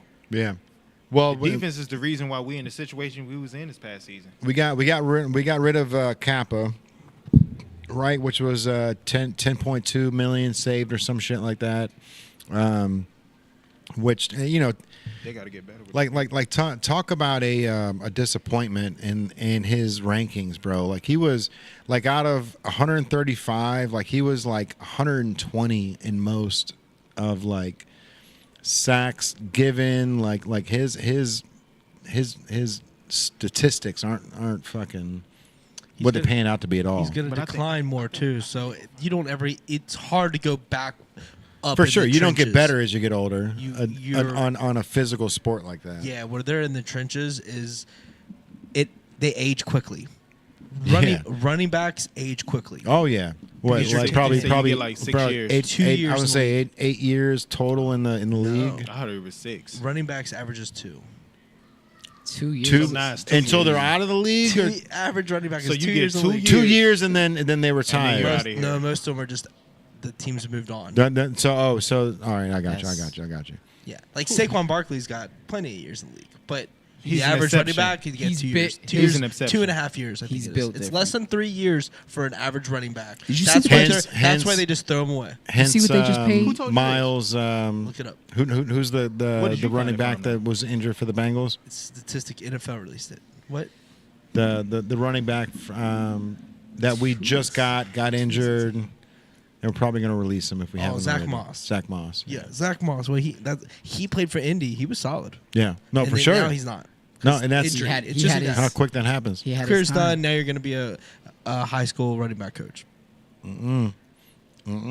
College running back coach. I'm buying Chipotle's or something, bro. You know what I mean? Like, I don't know. I'm just doing saying. something. I'm just saying. So you going said- to become a banker. You said Yeah. they said Yeah. the average 2.5 for a years. running back is 2.5 years. That's crazy. What like? Okay, it up. hold Just- on. That's a Google it. very You can short That's time. what I'm saying. I'm about to Google it right now. What, That's a what, very what, short time. I would have said what- I would have said it'll give you- it'll give you a 3 to reference. 5. I would have said 3 to What 5. less than that. What That's reference you get it from? insane. It was an NFL reference. What's They the, they what's they the name they of it? statistic. Just Google it. It'll give you to you. Google, just Google. I'm Google. still- Google. I've got Google another NFL crazy. I running got back another crazy lifespan. fact for you. A baseball. How long do you think a baseball lasts in the major leagues? Like the actual baseball? Actual baseball. One Hold on, pitch. hold on. I feel like I feel like they replace it like after. I'd say every few maybe games or 5-10 something? minutes. 5-10 minutes. You said every few games. Like kind of how like I mean 2.5 pitches. 2 pitches. Yeah. okay 2.5 Okay. They pitches. gotta keep Okay, it so I'm fresh. not. Keep it fresh. I've Yeah. watched the baseball game. I'm I not a mean, baseball bro, player. as I'm soon not a as- baseball player, so I don't As soon as that ball gets dirty, as soon as it gets scuffed, like They bring out a like new watch watch. As soon as the pitcher throws it and the ball hits the dirt and the catcher catches it, he'll You'll see give him it right switch. to the ump, You'll and see the him ump will switch. pull a new one out of his pocket and give it to him. Yeah, you'll see him switch the ball real quick. 2.5 pitches is the lifespan of a baseball, bro. Here you That's go. Here you go. insane. Here you go, It's Yaman. insane. That's Here you crazy. go, man. What the fuck? That's funny as hell. The average NFL running back's career lasts 2.5 years, which is the shortest average career length of any NFL position. NFL positions on average last 3.3 years. Kickers are 4.4 I years. was gonna say, kicker got to be up there. So does that come into play if you're somebody like I mean I'm sure there's a different time now than there was back then, but if you have a Barry website Sanders that is on your team 7, 8, 9, 10 years, like But who's number 2? do you Tom do you Brady was pay that him guy. accordingly? Like, look, man, like you've obviously proven that you're not going to get injured. Yeah. You know what I mean? Like that's crazy to think. Like being somebody like Joe Mixon is like, yo, I've been in this league 6 years, and I'm still dominating. Still Like I need got. to get paid because I'm past that 2.5 year mark. But the NFL teams know this, and they can take advantage. And they of it. go, you're on the fucking backside of the mountain. There's only a matter of time before you get hurt. We don't have. They just wait it out and then wait for the next. It's a star. business, and these players learn that early or learn it late.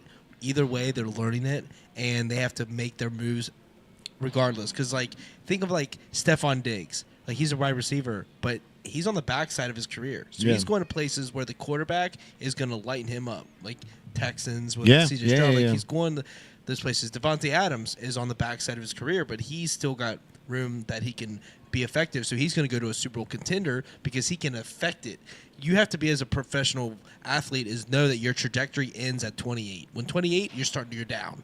Just that 28, like 28, like you're, old you're- age. 28. If you're your 28 years age. old, yeah, the average running back don't even make it to 20. The 28, 29 is when they're usually starting to leave because they don't get to 30. Wouldn't that be fucking awesome to be able to be retired by 30, bro? Like I've already put in my shit. Man. You they're know what I they're mean? Like I've competitors. They already, wanna be a part and of then you do like Drake or Patrick, and then you just start buying land and buying businesses, bro. Like I'm making this fucking money run. I'm going to start a club, like right. Yeah. Start a whole. But if thing. you're trying to be on that field, 28. that's when you're like, dude, this dude just came out of college and he's faster than me. He's stronger than me. Yeah. How's that possible? I was just like him. But time. Smarter Father- though. That Yeah. so that's what you're Father saying. time. Like when once you get down that age, all of a sudden it's like, I know. Like I've been in the league long enough to know like tricks of the trade. You know what I mean? Like how to get a quick 5, how to get a quick 8. Take care of your body. Yeah. Know the dietitians to go to. Know those specific right things to eat. Like you'll see rookies come in or people come in only be in the league for 2 or 3 years, and you're like, I've outlasted them. How is that possible? Like, Right. you know what I mean? And because the NFL is hard. You get on that play, it could be your last play every time you step on that field. Oh, bro. You gotta Every prepare. time. You gotta prepare for it. Like the NBA, it doesn't really work like that. Yeah, it could be your last, play, but the NBA is not as brutal because they really, no fouls, bro. no fouls, and if you were to step under someone that's shooting, like that's a foul. Yeah. You can't even step. Like, everyone's protected. You Can't know? get in the way of somebody. Right. NFL, the quarterback is the only person protected. Everyone else, wild, wild west. Barely. Wild well, west. they're barely protected because they've got the least amount of equipment on too. They've got like different shoulder pads and everything that makes them able to throw the ball when you've got these linemen and the other things that have. They're suited up, right? Armored, like I've never put on any football equipment, but I'm sure what Burrow's wearing is different from what fucking Hendrickson's wearing. It's definitely different. Yeah. It's definitely different. So I would say that the NFL, the short career spans, is why they need to start making the cap like baseball, where they can give them the long term and give them that opportunity to be themselves. Because I think a lot of athletes, they pace themselves. They're like, I'm not going to be the best of all time. I'm just going to pace myself through my career. And we don't see the best of the athlete because they're not willing to risk the injury that someone like Saquon Barkley, Saquon Barkley's willing to jump over a man backwards.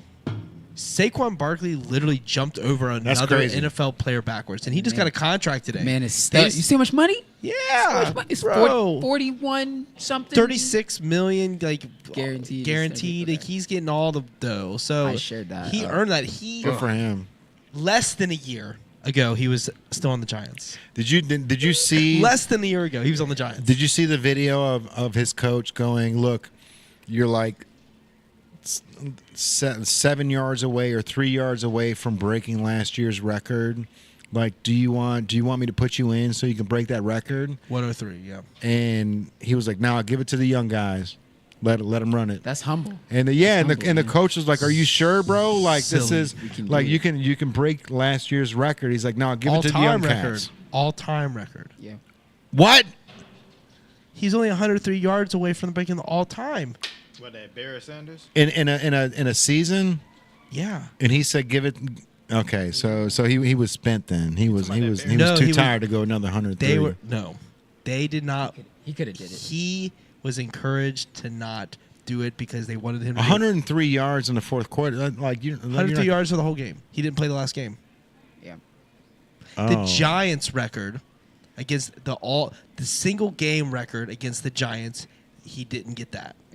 And then he didn't get the all-time season record from Eric Dickerson because they wouldn't let him do it because the Eagles said they wanted to save him to get a Super Bowl, which they got a Super Bowl. They got the Super Bowl, They did what they wanted, but he did not get the all-time record. He had 2,000 yards. He did not get the 2,000. It's 103 yards short. That's crazy. He got an all-time record, but they pulled it from him. I just disagree. I mean, like, I don't wanna get into it 'cause whatever on video I saw is different from what you're talking about because it was during the Super Bowl, and it was towards the end of the game, and they were like, you're 7 yards short of or 3 yards short of your last year's numbers. Oh, And so he's like, do you want to go back in to beat last year's numbers? And he's like, no, give it to the young guys. Like, let them play. Let them eat. He's literally said, let them eat. okay. Which is dope because, like, That would have been everybody was that dude on the bench, right? And, like, you know, you want to play in the Super Bowl, even if it's for fucking 2 downs, bro. You know what I mean? Like, Yeah. just to... Odell Beckham Jr. You may man. never get back there. Oh, bro. Hey, speaking of that, did you guys know that Antonio Brown was a crazy good baseball player? Athlete, sure. I did not. Yeah, I don't know that. I did Like, he not was He know. I'm like a Russell Wilson good, or like or Kyler Murray. Well, see, I was trying to look it up because, like, I saw the video of him saying, like, I could have gone to the majors for baseball, but he was like, I I looked at how much money I'll make for baseball, how much money I'll make for football, and how many games I got to play, and he's like, it was a no-brainer to go football. There's less games. But what I'm thinking is like, is he just because like I looked up his stats, like he was hitting like 268 like in college. That's not phenomenal. No. So he was. You know what I mean? So is tier. he just trying to troll Tom Brady, like because of the fact that Tom Brady had that baseball card that came out for the Montreal Expos? Oh, okay. He's been fucking on Tom Brady's ass. Yeah, like I mean, he even claimed that he tried fucking his wife or fucked his wife. I was gonna say I thought he did. I'm sure he didn't. I'm sure he didn't, but he's just like put out these vibes, like yo, like she's piss him off. She's messaging me. You know, whatever he the fuck it was. needs to stop that though. Like you wouldn't have a Super Bowl ring without Tom Brady. So, right. Like, I feel like you ain't got. He let you stay in his house, man. Like that's give him his that flowers. CTE, man. Like when he was running around with no shirt on. He's messed at up the in end the of head game. when they let it. No. When they let him go, he ran outside and he was. Yeah. I'm free. No, Yeah. he's messed up in the head for sure, 100%. Yeah, he is. He's on his Kanye. And well, yeah, He's on and, his and, Kanye. and He's on his Kanye. he tried a hip hop Tell career, us bro. And in his like the didn't do music anything. he's putting out is like what? It sounds like CTE. Yeah, it didn't do anything. The My name thing of the is, album should be CTE. when you're an athlete and you walk around with flashy jewelry, I think there's a tier to it, like depending on what you do, what type of sport you play or whatever. I feel like he wanted to be that guy that people are paying attention to outside of the league. Of course. Not just, okay, I'm on the field. I was on the field with Tom Brady. I was on the field with this person. No. He wants to be, I'm AB. Look at my gold chain. Look at my gold watch. Like, nobody cares. You're AB, but he's TB. Yeah, right. Tom Brady was a whole different character. Okay, you weren't main character. You were never main character.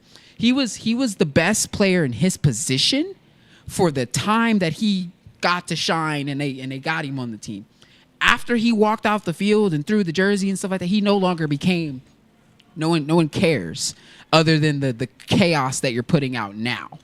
And I think that's a sad way to go, bro. You're a Super Bowl champion. Like, be humble, be chill, go spend your money wisely. Like, I don't know. I don't get it. But I think this CTE that we're talking about, I think the decision making that these players are getting and the level. Oh, that was interesting. Sorry about that. clap. That was that ring. The decisions they have to make and the CTE that's going on in their head. I really think that we're not really taking into account what their day-to-day process is how they're processing decisions on the regular. So because we're in our own heads and we see these people like AB running on the Jets field with throwing his shirt off and throwing, probably throwing the bird up or whatever he was doing. I think we really need to take into consideration the level of like pain, the physical pain that they're feeling, that's causing the CTE, and we have to make moves to improve the health of these players. I know the NFL has taken a lot of steps, but AB is really like, dude, he's changed. If you watch AB from the time he was at the Steelers, the time that he went to Tampa Bay, he has changed, and no one really stepped in the way of that. Tua obviously is going to be dealing with that. A lot of players are going to be dealing with that. I'm interested to see what happens. I think he was a better player overall on the Steelers team. He was their best player in his position. I think him going with Tom Brady was just enough ammo for Tom Brady to keep being great and win the Super Bowl. They could have won the Super Bowl without him. But him being a threat to the rest of the league, if they take him out of that realm and put him over here, he can be on our team. He can do his little thing, but he's no longer a threat to anybody else. So now he's with us. So now we can have him and we can give a championship. What I want to talk about a little bit is like the conversation that Aaron Hernandez struggling with that brain issue or whatever, like what would be different now had he still been alive, had he still been able to speak? Because now we're just showing movies and documentaries about his story. We're talking about CTE, AB experiencing CTE. Okay. And what I brought up was Aaron Hernandez. Okay. The theory is that he committed suicide in jail and stuff like that. I don't think that. I think that he was killed 100% because of what he did on the outside. He was in jail? Yeah, you got arrested. Yeah, fuck that. But I'm saying, like, I think somebody physically took him out. I don't think it was suicide. But I do think that they never got a chance to tap into the CTE because of his death. Like, they never fully got to go through it. What's happening with AB right now, what's happening with Tua right now is that they're living with this issue. Yeah. And they're trying to figure out how to do that. And we're kind of watching it. Yeah. We're kind of watching it from a distance going, okay, this is my opinion. This is what I see. This is what I don't. I wish there could have been a time to sit Aaron down and actually talk to him about how messed up his head was. I think we never got to do that. If we watching it from a distance, that's because, like, you know what I'm saying? We're not experiencing it ourselves. We ain't never. I've never had, obviously, You know what like, I'm saying? I don't have those We kind of ain't brain had that. injuries or anything like that. So, like, I don't know. It had been interesting. It'd been interesting to talk to him before he went away, or other people that have gone through it, or other athletes. They talk about it in football. Like, I'm sure it can exist elsewhere. Like, a head injury is a head it's injury. head injuries. So it's Yeah. like, you got to think. There's probably more football players for sure. But I'm saying, like, a head injury is a head injury. It's either like football or boxing. If you're in a race, boxing too. If you're in a race car and you're going fast and you smack your head into that's a head injury. Oh, that's a world that I don't even. But I'm just saying, like a No, head I injury. No, I get what you're saying. A head injury is a head Yeah, injury. you know So I'm what I'm saying, saying? like, Like- specifically, as long as you suffer the same amount of damage, regardless of what your sport is, regardless of what you do, that's a head injury. So Mm-hmm. I'm saying, like, we should talk about it all sports instead of just football. And we okay, should I see what you're saying. try to talk to those people that deal with it. Yeah. I think that needs to be a focus instead of just now they're dead or now they've gone to the worst of it. Now we talk about it. Like, no. We should actively talk about this today. Tua suffering the problems that he is. AB suffering but we should be having these conversations. That's what I agree think with should you. be a push. No, I agree with you.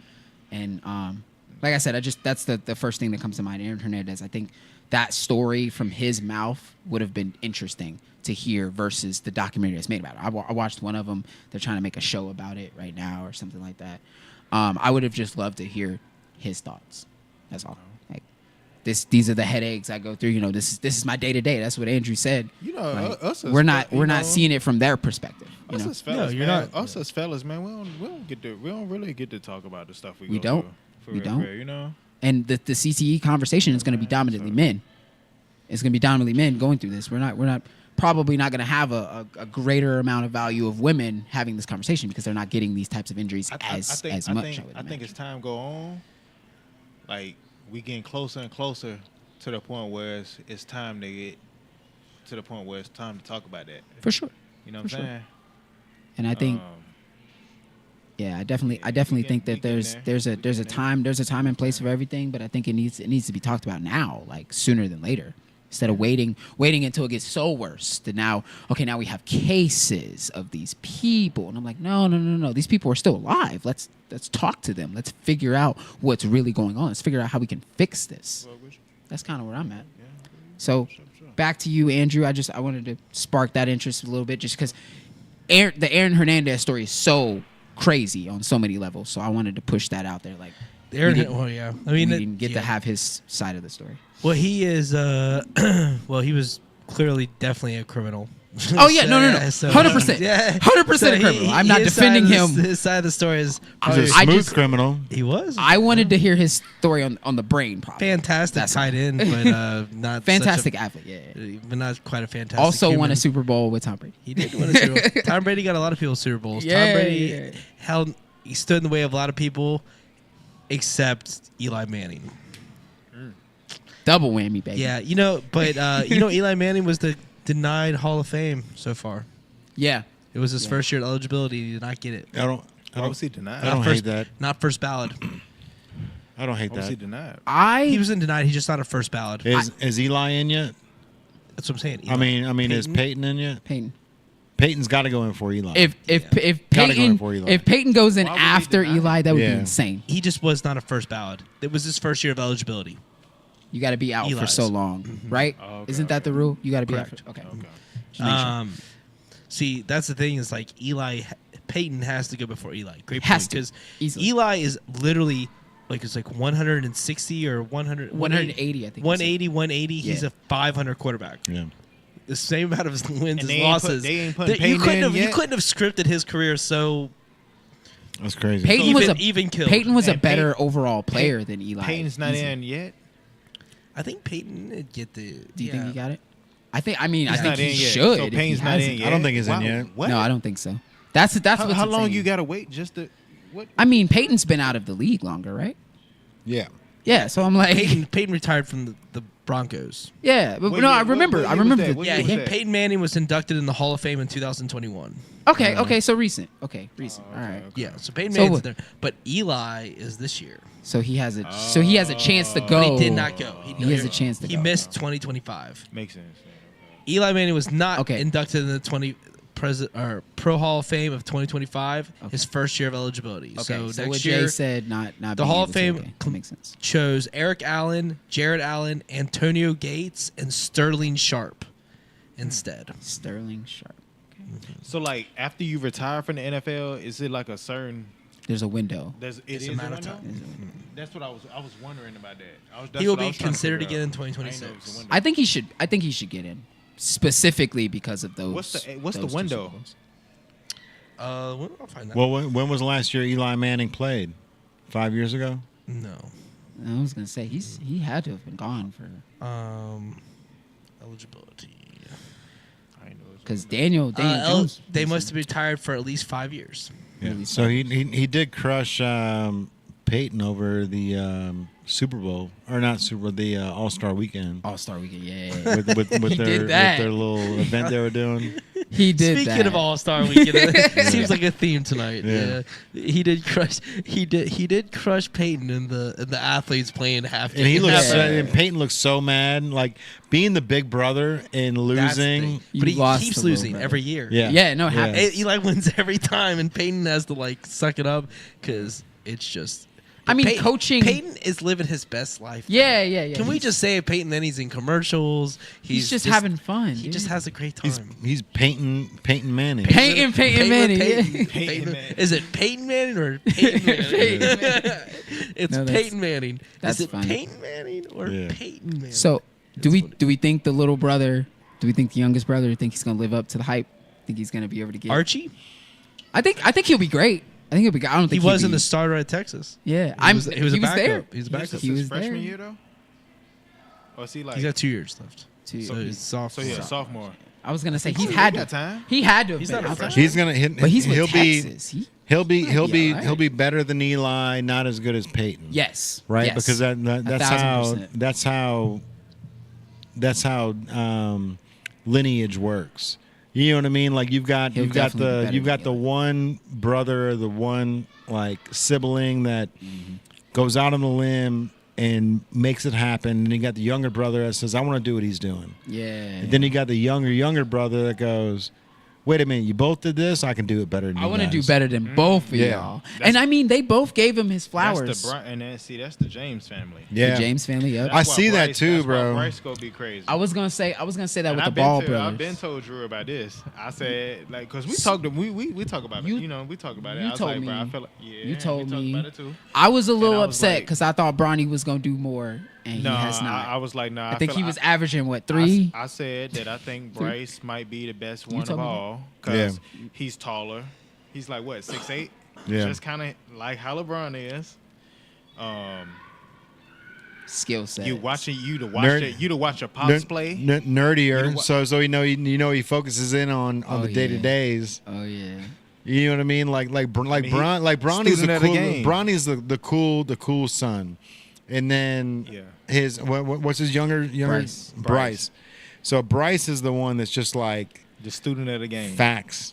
You know what I mean? Like he just Student of the game. downloads the Yeah, facts. he's the student That's of what the He's game. only getting the absolute truth. Yeah. Yeah. Because he he's can in watch- the middle of it. He Right. can watch everything. Yeah, of the he game. can watch. Because now everything. LeBron isn't having to hide anything. LeBron is just so transparent as an athlete, as a person. He's the highest level public figure. So his kids are seen. There's nothing to hide, you know. So I think Bronny, he got drafted way too high, right? We Yeah, way understand. too We early. understand that. So his expectation, I think he's already met it. I don't expect him to do that He's I not. think he can do better. He can do better, but I think he's already. He'll be better than Angel Reese. He'll score more threes. I bet He'll you Angel score more Reese is threes. going to make more of an impact in the women's game than you. No. think. Impact, yes. She's supposed to. As a I player, would hope she was. as a I player, would hope she does. yes. As a Being player signed on to Reebok, the as a first player on a lady team, since, like, what, Bronny's gonna Leslie? be talked about more because he's LeBron Because he's James. LeBron James' son. Yeah. Angel Reese is gonna make a statement for women's basketball. Bronny is not gonna do that. That's what I'm saying. But I think he's gonna be a better player, like overall career. Angel He's Reese always is going to have Caitlin Clark in her Oh yeah, way. for sure.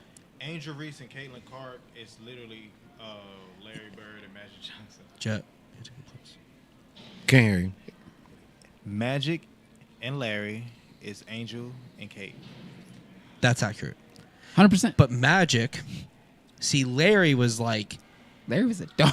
yeah. I don't Magic I don't mean it to be like How good they are? Literally like Racial like that. Yeah. yeah, you know what I'm saying, like Well, Caitlin like Clark's concrete. Talent Concrete, wise. but I'm saying like you know how it is. In the But I media, think there in was- the media, you know how the world. Oh, yeah. You know how the world intakes things. Yeah.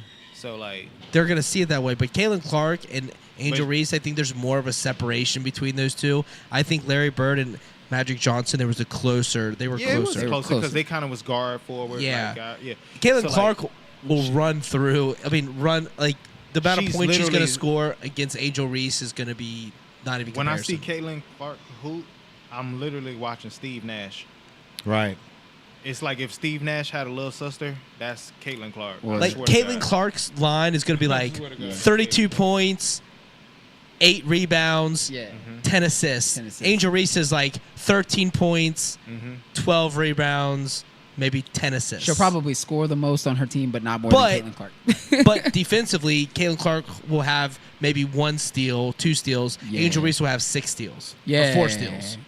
You know, It's the efficiency. That's you know what I'm better. in the saying? Like, defense Caitlin and the Clark- prowess, there's certain things to it. But Caitlin Clark is going to make such an Angel impact. Reese played more. I think Angel Reese probably played more defense than Caitlin Clark. That's why I said they're more steals. yeah. More steals. I just If they were on the same team, it would be interesting. they can't be. No. I know You they got to can't. put them against each I other. know they can't. What But we if need, they what, were- what we need for Caitlin If they Clark, were. we got to find her a Karl Malone. A girl Karl Malone. What about And She would be a then, lady. things What- would be crazy. So do you think the women's game has like we see some build momentum? Are they going to lose the momentum? Caitlin Clark coming in the league, not playing on the Olympics, but just going to the WNBA. Well, you already know what that was about, so we'll Right. wait for the next Olympics. Correct. She'll be there. Do you think the WNBA is going to continue pushing this momentum, or do you think they're going to lose the spark? No, they ain't gonna lose no spark. I think it's just going to keep getting better. I think there's going to be more women that are going to come out that are going to be what Angel Reese was in college and going to be maybe not what Caitlin Clark was, but they're going to try to strive for that. There's always going to be that one person. There's going to be the Kobe I mean, and the every- LeBron. like, There's going to also- be the Steph Curry. Who's going to be that? There's so much talent that's I coming say out here Caitlin is is, is the Steph right now. Is it I say- Steph? I say she's the Steph right now. I get you. Yeah, I say that's what she. Bro, check this out. She knows what she's doing. I'm gonna What's up? say, all right. So I'm still watching out for Juju. Okay.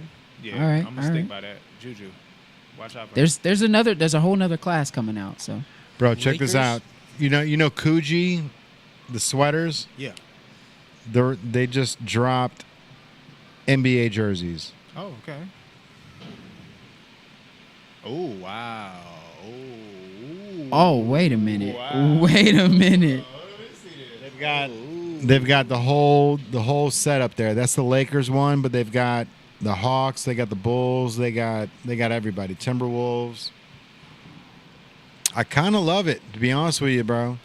Like I don't know if it's like frayed on the edges where the where the tank top ends, Yeah. but it definitely I might have to it cop one. resembles that $250, bro. It's, I might have to cop one. That might be Swag. it. I think normal Swazzy. NBA jerseys, like the official ones, are 150. So those are 150. 250.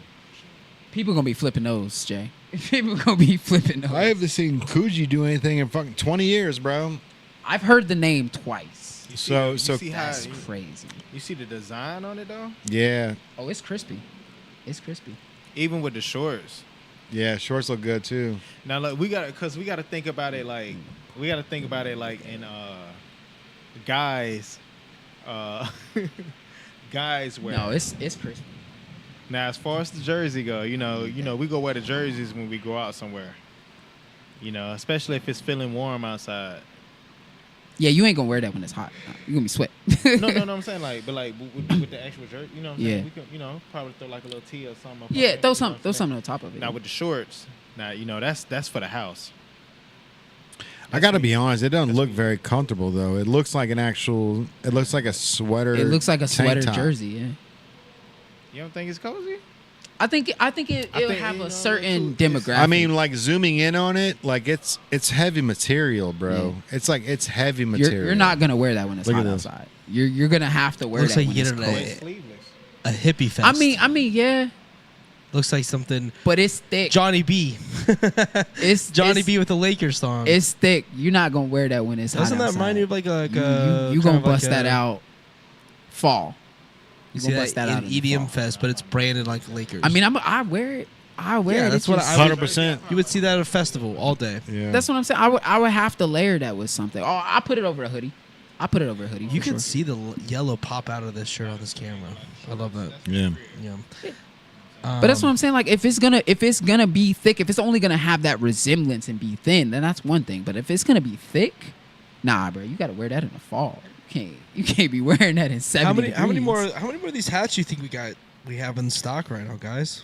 Do Um, we have a number on the Of the outside? five- Got one at the of the crib. 513 Sure, we can count them right now. Probably 25 total for Yeah, we're- Cincinnati and Kentucky. of the, running thin. of Yeah. the 513, we got. So if you get an hats. opportunity to come down to Native on the Nine. Levee, we're down to the end of the line with these hats here. It's crazy. I love this hat. It goes with everything, with the color change, everything. Look at it. I was I was just peeping- seeing myself in the Bro, camera. that splatter hat literally matches everything. It's like can't that's, miss. That's So my crazy. favorite thing. 'Cause it's like whenever I find an outfit that I want to wear, and I'm like, "Fuck, look." Can't match I've got this. a million hats, but I always want the one that's got the eyeball on the side.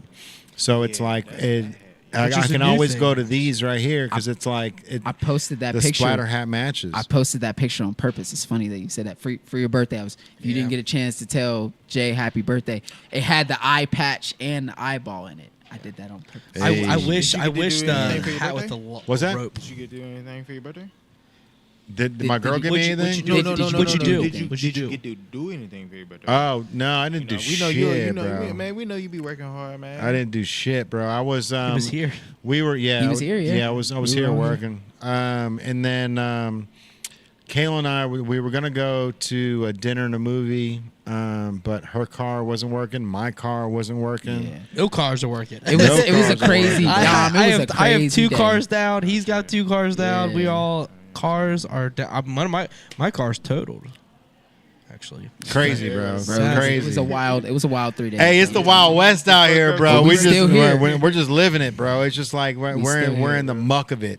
All the all dust good. is flying, and we're over here just. Hey, bro, we go get to Hey, it. but the wifey came through, man. We'll get through it together. She gave him one of the coolest gifts. I've never seen that box before in my life. That was freaking sweet. I gotta give Kaylin, you're awesome, man. That shit was fire. That was too, freaking bro. cool, And yeah. that was one of those things like. So she bought me a box of cereal from 1989, unopened. It was still had the cellophane on it, but it was the Batman cereal from when the Michael Keaton Batman movie from 1985 came out. So they made cereal for it, and it actually came with like a Batman piggy bank that was like cellophane to the front of the box. It's sitting right behind the counter Yeah, there. it's sweet. It's I'm dope, jealous. bro. It's dope because it's like it's such a rare thing. It's like, and I remember tasting that cereal. I remember how good that shit was, and it was like Brought you that nostalgia, man. yeah, you see that and, box, and like, you know you don't think anything of it when you're a kid. Like as soon as you get it, you rip it open. Rip it you got open, the piggy eat it. bank. Now you're eating the Yup. cereal, and it's like, how many of these boxes are still untouched, bro? floating Like, around. Yeah, Floating around somewhere, man. shout out to the wifey, bro. That was one of those things where like I saw it on eBay, Yeah. and I put it in my car. I put it in my wish list or whatever, and it's like I'm always checking. It's like, all right, it's still there. It's still there. It's I think she walked past you one day. You were looking at it. She was like, yep, ding. gotcha. Yeah, because then I go to look for it. It's gone. It's like, oh shit, man, what happened? and she was the one that bought it. Yeah. Perfect. Shout out to Kaylin. That was pretty awesome. But hey, it's a beautiful thing when it's like the chaos is happening around us, you know, closures, bridges, stuff like that, and we're still here. We're still here doing the dang thing, man. We look at these halls, man, and we're like, bro, we're gonna make it happen. You know, make it happen. You know how I feel about that situation? I feel like somebody's robbing me, and they've got me up against the wall, and they've got their hand on my throat, and they've got a knife in their hand, and I'm just fucking laughing. He's like, you know what I mean? I'm me. just laughing because it's like, I get it, bro. I get like we're strapped. You know what I mean? Like it's dire needs, but like the reason why I'm laughing is because like the longevity that this thing has is like nothing can stop it. Like a robbery is not going to stop this. Nah. You know what I mean? A store closing is not going to stop what we have. Like there's things to it where, you know, yeah, you feel like you're getting robbed.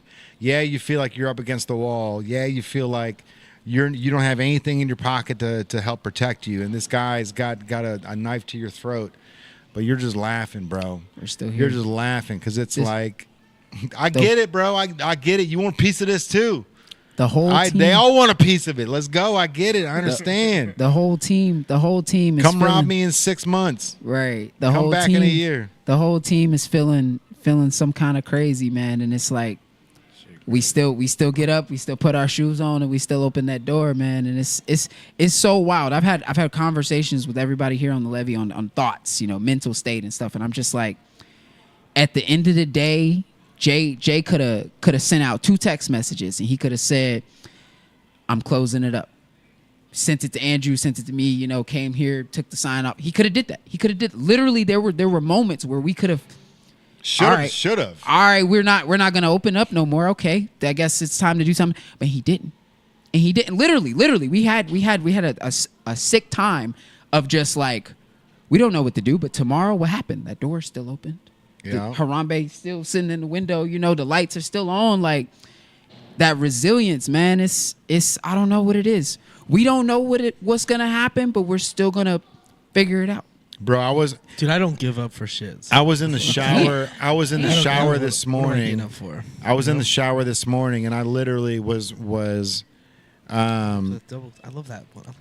Yeah, I was in the shower this morning, and I'm literally. I was gonna text you guys, and just say all in, because like we're all in, bro. You know what I mean? Like I'm letting it all ride on here, because it's like we're not pulling out, we're not giving up, we're not doing anything that 99 or 95% of all these other small businesses are doing, which is packing it up and giving up, right? Like till the wheels fall off, bro. Until like the fire department comes in and says you guys can no longer be here. You know, like that's the mentality that I'm at, because they gotta drag the sign off the wall, man. They're gonna have to drag us out of here, bro. Because like I've got so much confidence in what the 4 of us have built, that like I you know, if it's not here, it's somewhere else. Like I mean, obviously, bro, like we had like the dude that you talked to earlier, like he's from South Central, bro. Like, and this is his 3rd time here this week. Yeah, this is. I talked to him. I walked up to him and I was like, I walked up to him and I was just like, I liked his shoes. Yeah. And I was like, them Air Max are fire, bro. Came in with the fit. I was looking at him. Yeah. I was like, you know, I'm like, you rocking on Tennessee Titans. Yeah. Like, no, I'm actually from LA, man. This that. Mm-hmm. You know what I'm saying? Yeah. So, and he lives here now. He's a firefighter, so he does and he like does all the fire inspections and shit. And the 2 boys that he brought with, one was from San Diego and the other guy's from South Central. Like and you know, it's like I love meeting people like this, bro, because when they come in, it's like he came in to make sure that we weren't doing any fuck shit. Because he was in here 3 weeks ago. oh, for real? Yeah, inspecting the place to make sure that we weren't a fire hazard. Oh shit! You know what I mean? So he came in and I think I remember that day. They were like looking up at the ceiling and stuff like that. Yeah, they came in twice that week, and they went into the lab. They checked everything out, and then on the way out, like I told him, I was like, "Yo, the 7-Up machine, like they they gave us the approval, bro. Like the fire department said, we gave them all the blueprints. We said this is going to be a sliding door. They said, cool. We're going to put an egress door in the white room. So that's why we had to put the door connected to the hallway, which we didn't want to do because it took valuable space away from the lab or whatever. Whole wall. Yeah. So, but he, so I was telling him, I was like, bro, like there was the fire chief came in. He was like, I love everything you got. Can't do the 7-Up door. And I'm like, why can't we do the 7-Up door? He's like, what if there's a fire? I'm like, if there's a fire, like once you walk up to it, it slides open and it'll stay open as long as there's somebody in front of it. And he's like, well, what if the power goes out? I was like, if the power goes out, it turns into a barn door. And you pull the thing You open. slide it open, and it just stays open. It's not going to close. He's like, it needs a door handle. I'm like, that's not going to happen, bro. Like, I don't know if you don't like 7-Up, but we're not going to change this. Like, this is the blueprints that we gave you. We cut a hole in the wall. We put a door over here, and With a curtain. yeah, yeah. And he was like, just do something different. I'm like, no, I'm not going to do something different. You know what I mean? And so Speakeasy. our buddy that came in, he was like, oh yeah, that's their job. That's their job is to fuck with you like that. And I was like, literally, like we gave you guys the blueprints, and I wasn't budging on it. So even like Turner contractors went to bat for us. Well, we had a whole machine. Why give up? Right. Yeah, bro. Yes, sir. Why give up? And We know. and he was here 3 times in 1 week, like showing the store to other people now, right? Which is crazy. That's like, freaking sweet. yeah, I think the painters are more interesting. yeah. Oh, they didn't want to do the black. I'm just saying. That was wild. I think that is way more impactful. Just the painters, the fact that the painters were low key shitting on the idea.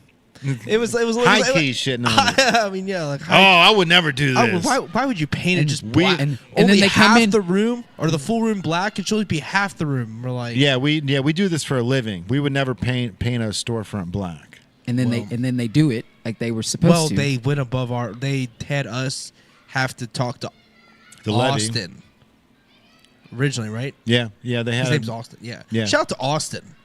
He doesn't get enough credit. Right. He's like, it's such an old story, and he's probably moved on to 10 million Oh, different for sure. jobs.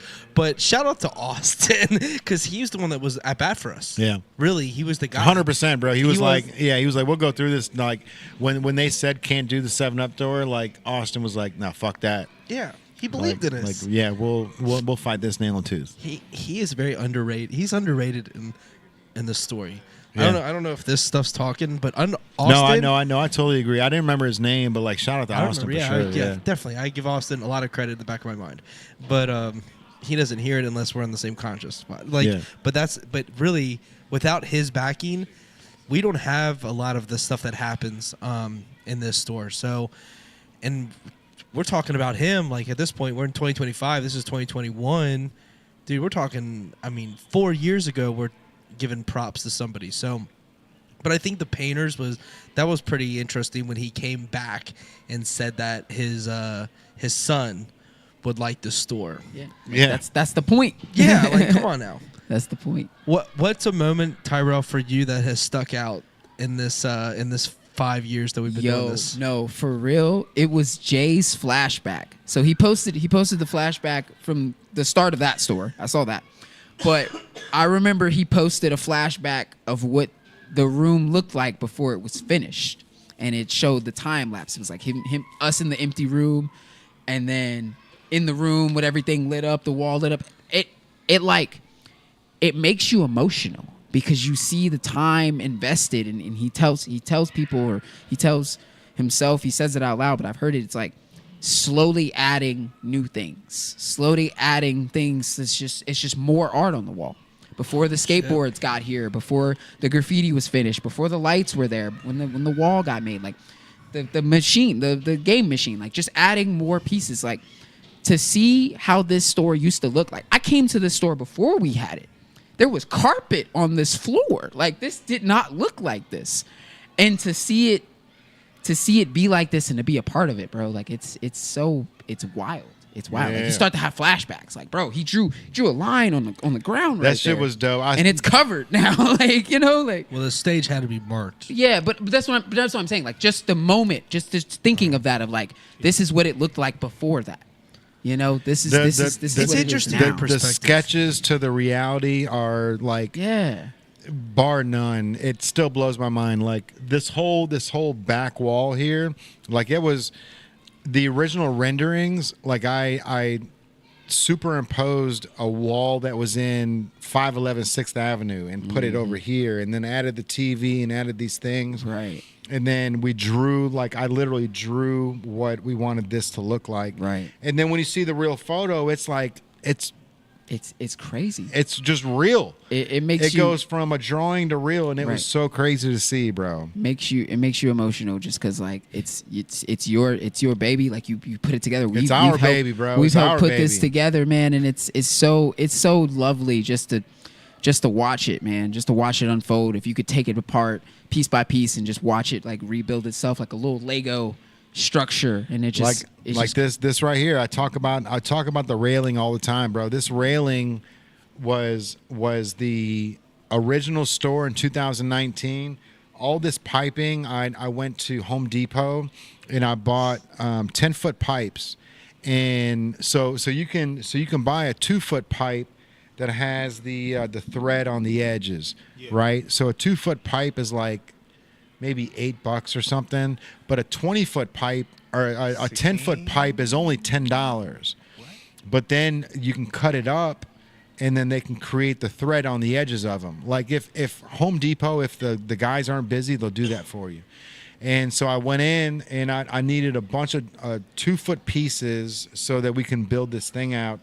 And I went up to him and I was like, hey, you know, can you do this? He was like, oh, bro, like, you know, we sell the 2-foot pieces here for $8. You know, we really shouldn't be doing this for the 10.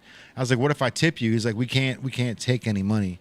And I took a $20 bill out of my pocket and I dropped it on the ground. I was like, oh shit, there's a $20 bill, bro. and he picked it up and cut everything up for me.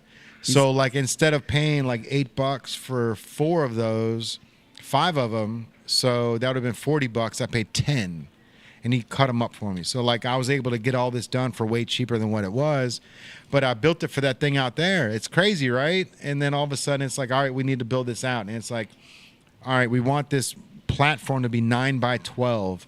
So I had to figure out how to do 9 by 12, and then take all these little spare parts, put them together, like. You know, there's a little bar back here that holds this up. Yeah. The same bar Yeah, holds yeah, this yep. up. You know what I Yep. mean? Like, I'm a fucking genius, bro. he put 2 TVs together. Put 2 TVs Like just together and fucking made it. Yosemite Sam over here with the 6-shooters, bro. Let's go. He put 2 TVs together and made it work, and it works like with the podcast, with the aesthetic of the store and everything. Like it's crazy, man. It's crazy to think about it. And here we are, man, 2025. So let's Still doing this shit. Still doing it, man. And here's the thing. So we've been here long enough to know that we can't cry over spilled milk, right? Like we understand the situations that we're in. It's not just Cincinnati. It's not just the levee. It's retail across the board is going down. And it's not that it's going down. It's that people are just staying home during the weekdays. You know what I mean? They're going to work. They're coming home. They're door dashing, or they're Netflixing. They're all staying at the house, and we just have to figure out a way to pivot to make that happen, bro. So it's like if the store's not busy Monday through Friday, well, let's start producing and printing merch for other businesses Monday through Friday, and then Saturday and Sunday we can go back to regularly scheduled program where we're pumping out T-shirts. Right. You know what I mean? Like there's resilience in what we do, and for the 4 of us here, like we've all come from the gutter, we've all have dust ourselves off, and we've all have gotten to the point where we see the light at the end of the tunnel, bro. You know what I mean? Like we've been through the muck, we've been through the grime, and we don't want to be there anymore. You know what I mean? And we want to, like, we're wise enough to understand that, you know, it takes steps to get in the right direction. But like with the 4 of us here together, like putting putting our energy into each other, like it's only gonna go up from there, bro. But shit, man, you know, we use each other. 100%, Because dude. we all got. This is what I believe. We all have different skills and different things. Mm-hmm. You know what I'm saying? What Drew might be skilled in, you know what I'm saying? What Drew might be skilled in is something I'm trying to learn from Drew.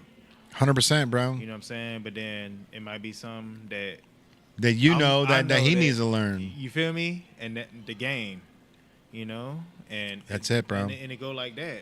Same with me and you, or how you meet with you and Tyrell, or if I'm talking to Tyrell, like, you know what I'm saying, like, because we all a team. At the end of the day, you got to be a sponge, bro. Man. You got to be a sponge. You can't be arrogant. You can't think you know everything because no one knows everything. Yeah. You know, I was at that point, bro. Like 10 years ago, I thought I was a shit. I thought my shit didn't stink, and I thought, you know, every time I went to a bar and had hats in my backpack, I would sell out. You know what I mean? Like that was my mentality, and it's like maybe that mentality was what helped me sell out the all the hats in the bag. But you know, there's levels to it, and you got to understand that like not every day's a win. You know what I mean? Like a lot of the days that we lose, they're learning experiences. But you know, you just got to get to the point where you trust and believe in other people, bro. Because, you know, when something like the Brickery closes down, you know, there could have been one person that could have helped them change their trajectory completely. Damn. You know what I mean? And you don't think that, you don't realize that because you're in the muck of it. You know, like I'm in the muck of it. I mean, like I've got the blinders on. Like I wake up every day going, you know, how do I hunt for my meal, bro? And like, when we were outside, the store outside, I wasn't hunting for my meal. Like we were having fun and we were experimenting because we were getting $300 a day, you know, through the weekday, and then Friday, Saturday, Sunday, it was a bonus.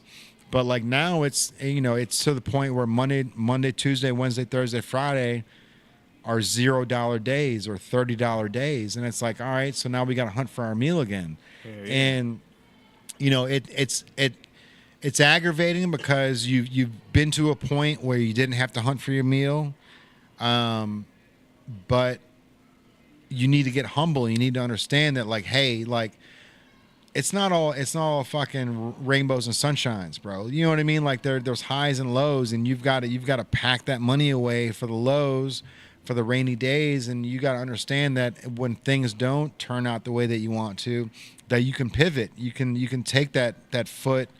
Keep one grounded, move that shit, pass the ball to YOMN, and then YOMN go, this is what we need to do.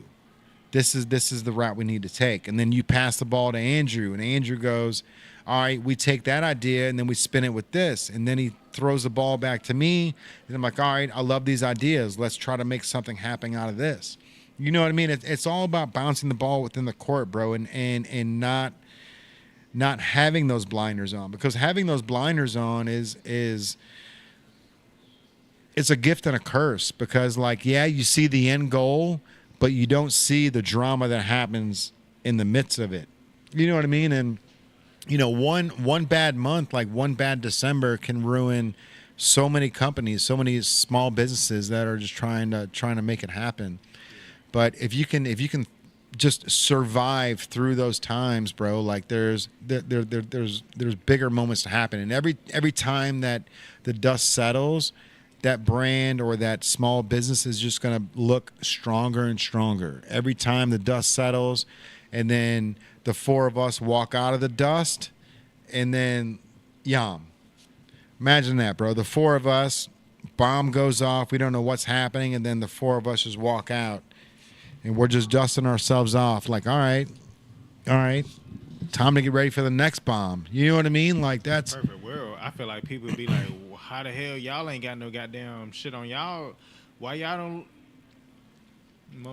You know what I'm saying? People well. be looking at us That's because we don't show everybody the the pain and struggles that we're going through, right? You got to act as if you got to act as if this is the best clothing store in the world, because it is, right? Even though people aren't coming here, you have to act as if, so when it comes down to it, bro, like, that fake it till you make it shit, I never understood that, what people mean when they say that. Okay, so here's like I think a better understanding is fake it till you make it. I guess maybe if you had to, like, I'm not rich, so I guess maybe you said I see, that, but like everything else, I can't really ever.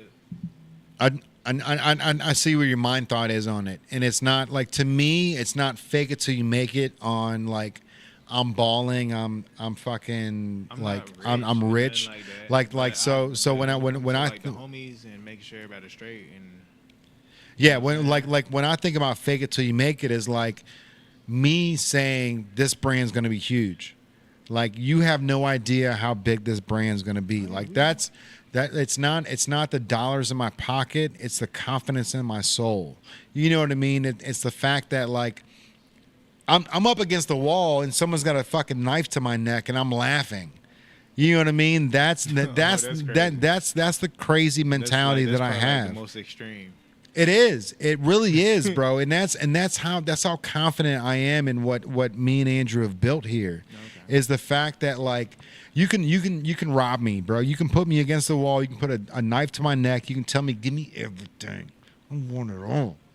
And I'll laugh at you, bro, because guess what? At the end of the day, I'll give you everything, but we've got so much here and so much talent and so much drive that we'll pick it right back up. And we'll go. So we'll I view fake it as you make it is wearing a suit to a meeting that doesn't need a suit.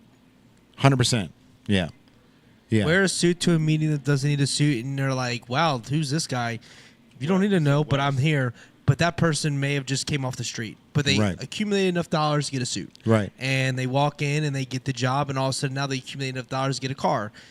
They faked it to the start, but once they're, and a lot of it comes in the entertainment industry, your backdrop is huge. You look gigantic, but really your amps are tiny. You know what I mean?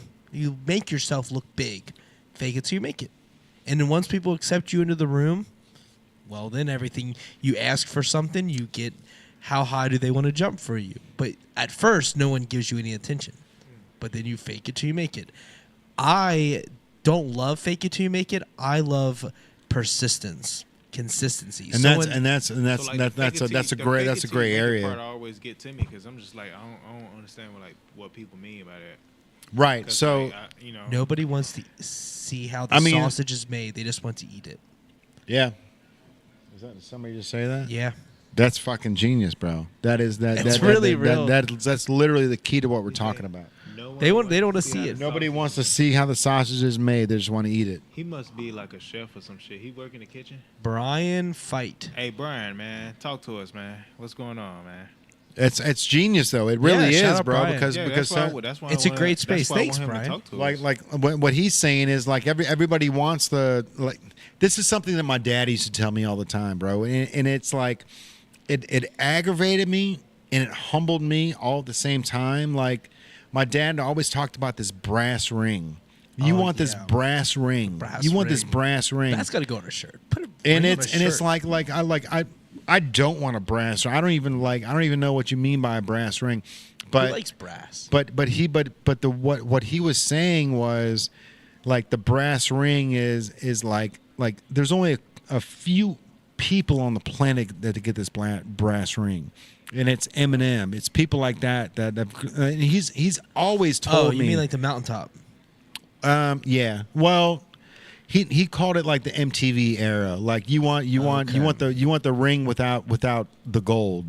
You know what I mean? Like, you want the brass ring. You want the highest standards without going through the muck to get there. Pit My Ride, because they faked. Did you know? Oh yeah. Pit My Ride. Yeah. They faked that stuff. Pit My Ride was faked. Yeah, they I don't want to. They took a lot of those cars back. I heard. That's left field, I know, but it reminded when you said that. It's just you said MTV, and I was thinking, well, Pit My Ride wasn't even real a lot of the times. They kind of, I mean. But we love that show. Everyone loved that show. Yeah, but what my dad was saying, and I understand it now, is like he's like, you want that brass ring, you want that moment that you didn't work for it. It just fell in your lap, type shit. You know what I mean? But you're working, so opportunities come to you. I was young. I was 8. I mean, now you're talking about I've been at this since senior year of high school, bro. Right. But if someone were to come in the store and give an opportunity, it's not because it just fell in your lap, because the work has come to this. Of course. You know what I mean? Yeah. It fell in the lap now, because it's here, but they stumbled in. But the podcast didn't just stump. Like, look at the wiring. There's no. It's fucking nuts, bro. I was fixing it for the podcast. Right. No one is stumbling into this wiring. Right. Like, it's just, you can't do that. You have to know exactly what the cord leads to something else. So if someone sees the podcast now and they stumble in the store and all of a sudden opportunity and they offer a significant amount of money or investment, it's not by accident. Now the work has been put in. But when you're at a young age, when you're 18, and you just haven't had that enough time, I feel like the world, well, now even worse because TikTok and all these instant gratification stuffs. But like at the time, like when your dad was talking about it, I mean, I'm pretty sure he's probably rolling, seeing TikTok world of instant gratification. He probably can't even fathom what's happening. What's happening right now. Like, dude, I wish he was. People delete posts because it doesn't get enough likes right away, and they repost it. Yeah. That's wild. Yeah. Who cares? Throw the shit out. If it doesn't do well, throw the next video out, bro. Don't delete it and repost it. But people do. That's where we're at. That's sad. Yeah. In my opinion, like if the post is voted on the 21st of the month, leave it. Don't post again on the 23rd because the 21st you see 2 days of bullshit. But people will. That's where we're at. That's wild. That's like, literally. and that's probably, he was probably just foreseeing or foresighting like everything that was happening, right? Because I was 19 years old and like I had crazy money coming in from Fab.com. So Fab.com was a website that took into the hypercolor stuff. So I was selling them blank T-shirts. Not like just my logo on the inside neck label, nothing on the front, and I was selling them for $18 a piece, and we were selling like 3,000 at a time, bro. So I was getting checks for like $28,000 as like a 21, 22-year-old. And so my dad was like, "Look, bro, like you want this brass ring, but you don't know what the fuck you're doing. Like, you've got to." Basically, like the way that he talks about the brass ring is like we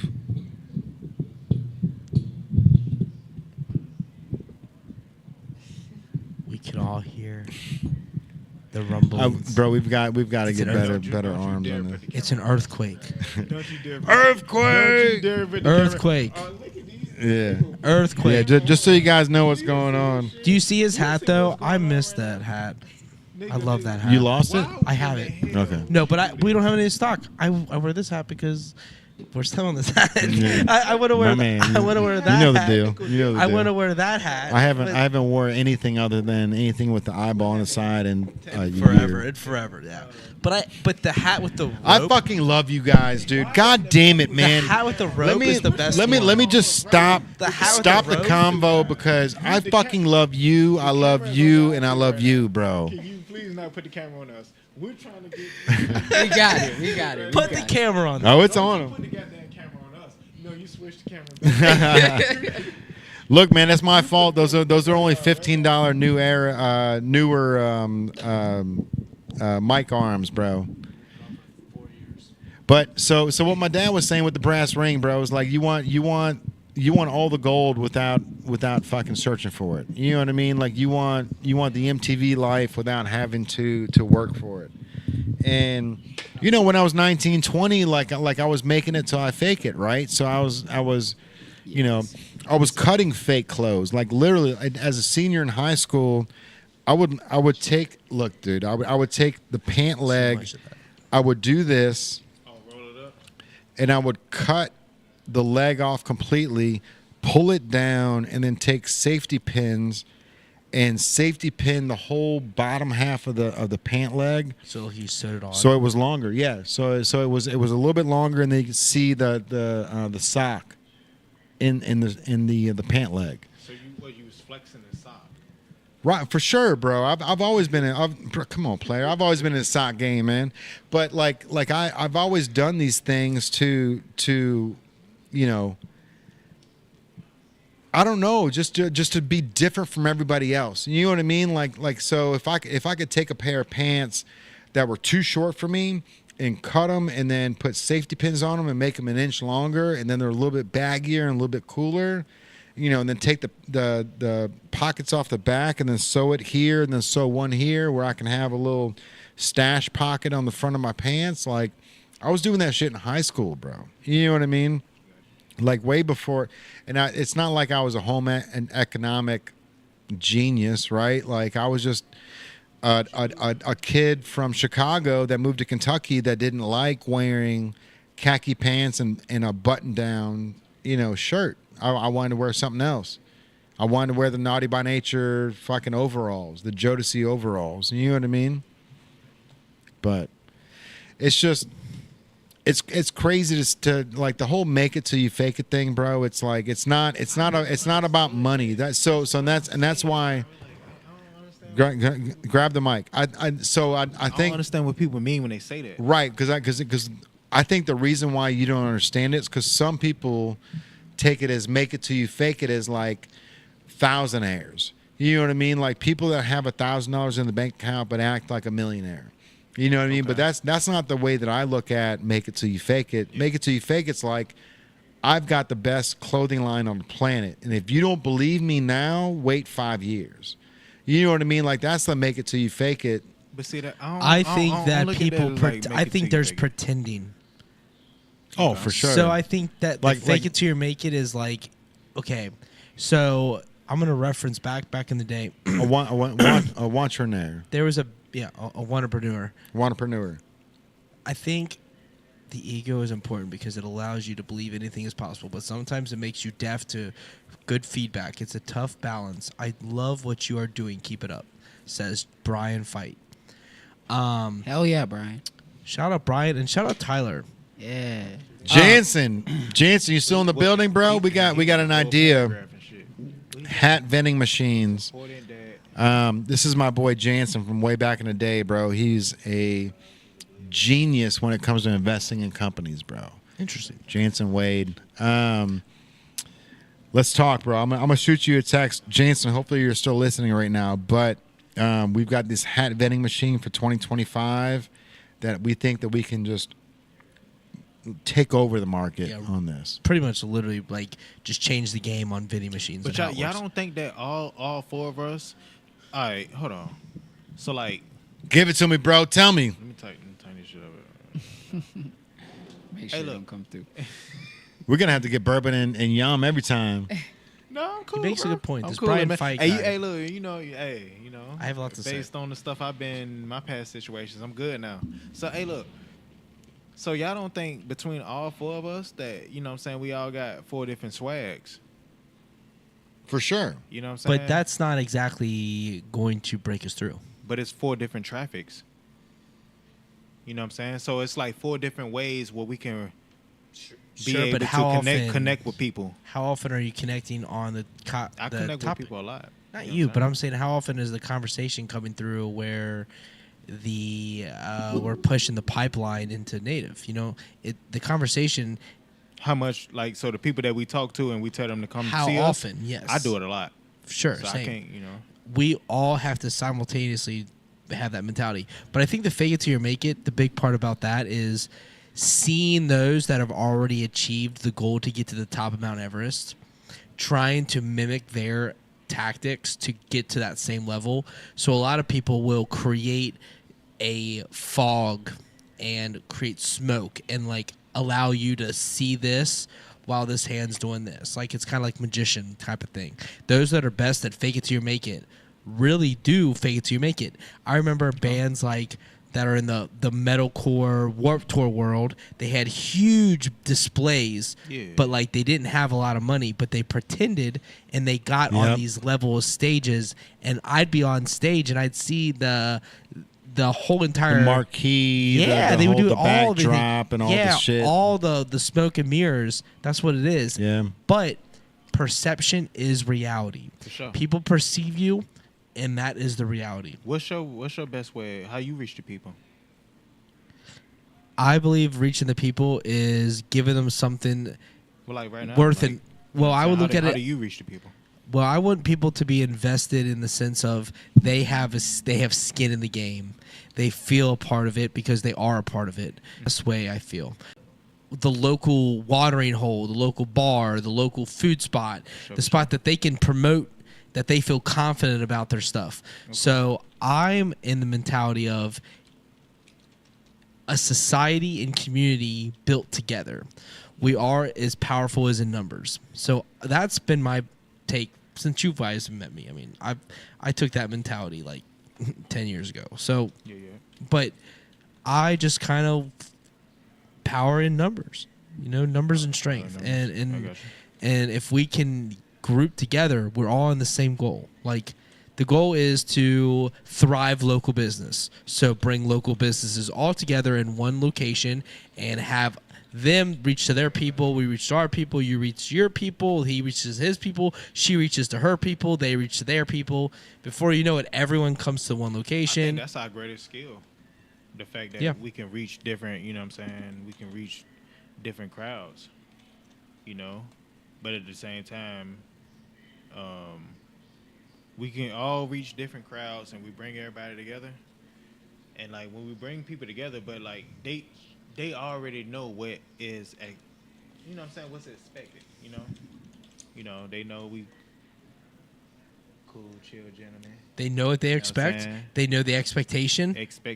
Yes, and they can accept that it's going to be. We want everybody to have fun. We want everybody to have a good time. We want, family. We want family to come out here. We want to do all that, We got some flavor, obviously, as you can tell. You can see how the way we dress. You know what I'm saying? Like, we all dress, Like, we got our own certain type of swag. We all connecting with different type of people in different ways to bring them to the same place. So like when he's saying, the different swag, like equally all of us, all four of us dress different, talk different, come from a different background, but we all have something in common, and that's native. So if Yom meets somebody in his element and he talks to them and he tells them about native and they come here and they have this picture of what they think it is and they're coming to the same place. If Jay connects with somebody that he's known for 10, 15 years and they have that bond and they have relationship, they're coming to the same place. If I meet somebody on the side of the wherever, we're all going to connect with them in a different way, but they're all coming to the same place. At the end of the day, the store is what the store is. The store doesn't change. We could be different people, but we're all connected here. Those people all come here. I think that is a viewpoint of what he was saying. And but I also think that people go to where they feel appreciated and feel valued. So if we are going to be inviting people to where we're spending our majority of our time, we want to appreciate that they chose to spend their time with us.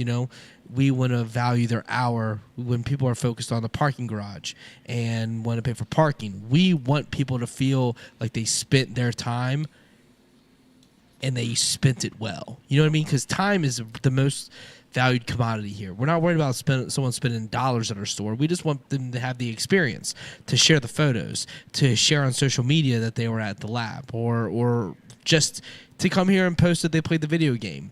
You know what I mean? To have photo shoots, to have music videos made, to so like the intangibles. Yeah, like they don't have to spend $1, but the goal is when they leave this place, they can't wait to tell their homie. So like you mentioned, they can't wait to tell the homie. That's it. Them being in the parking garage, texting someone, let's go. Yeah, just like letting them know little things like, hey, Okay, I see what you're saying. I like that, and That's what I think It's- about every single day. it's not So just so much. for a heads up. Right. No, I get it 1,000%. It's not so much about getting them to spend money. The way I look at it is this might not be their vibe, but they might know somebody whose They vibe this know is. somebody I've had a lot of Yeah, I've had a lot of parents, I've had a lot of grandparents, I've had a lot of people that are outside of the realm of what this is or what their perspective is. But they look at it as, oh, I could buy this for someone else, or I could bring this Bring person. somebody here. And that has happened Yeah. so much. And my point A follow-up. yeah. That's what I My call point, it. what It's I was more saying like a was follow-up type. how You know what I'm saying? how Yom's response was, we're all doing it differently, Yeah, but we we're all- bringing them to the same place. regardless of the fact that we still, Right. like, Whoever decides to tap in decides to tap in. We're having the conversation differently. We're presenting it differently, but it's the same place. Native stays the same, regardless if somebody spends money here or not. But it's still and it's always native. love, you know? And it's always love, and they gotta It'll feel always be comfortable. love. They Like, gotta feel absolutely. comfortable with what it is that they're supporting. They gotta have some type of eventually. Oh, I want to meet the mad scientists. Everyone has a role. Everyone has an element, but they're still coming to this store, and that is what's happening. So the way we do it could be any way, shape, or form. And They're we still all- coming to and the store. We all got like we all got 4 different styles. Like, let's keep it real. Like, you know what I'm saying? Like, but that's the greatest part about all this. For real. Like, you know. Absolutely, Like, bro. Drew, man. I mean, you know what I'm saying? You came up from the you was in a band, bro. I don't know what it felt like to be in a band. Right.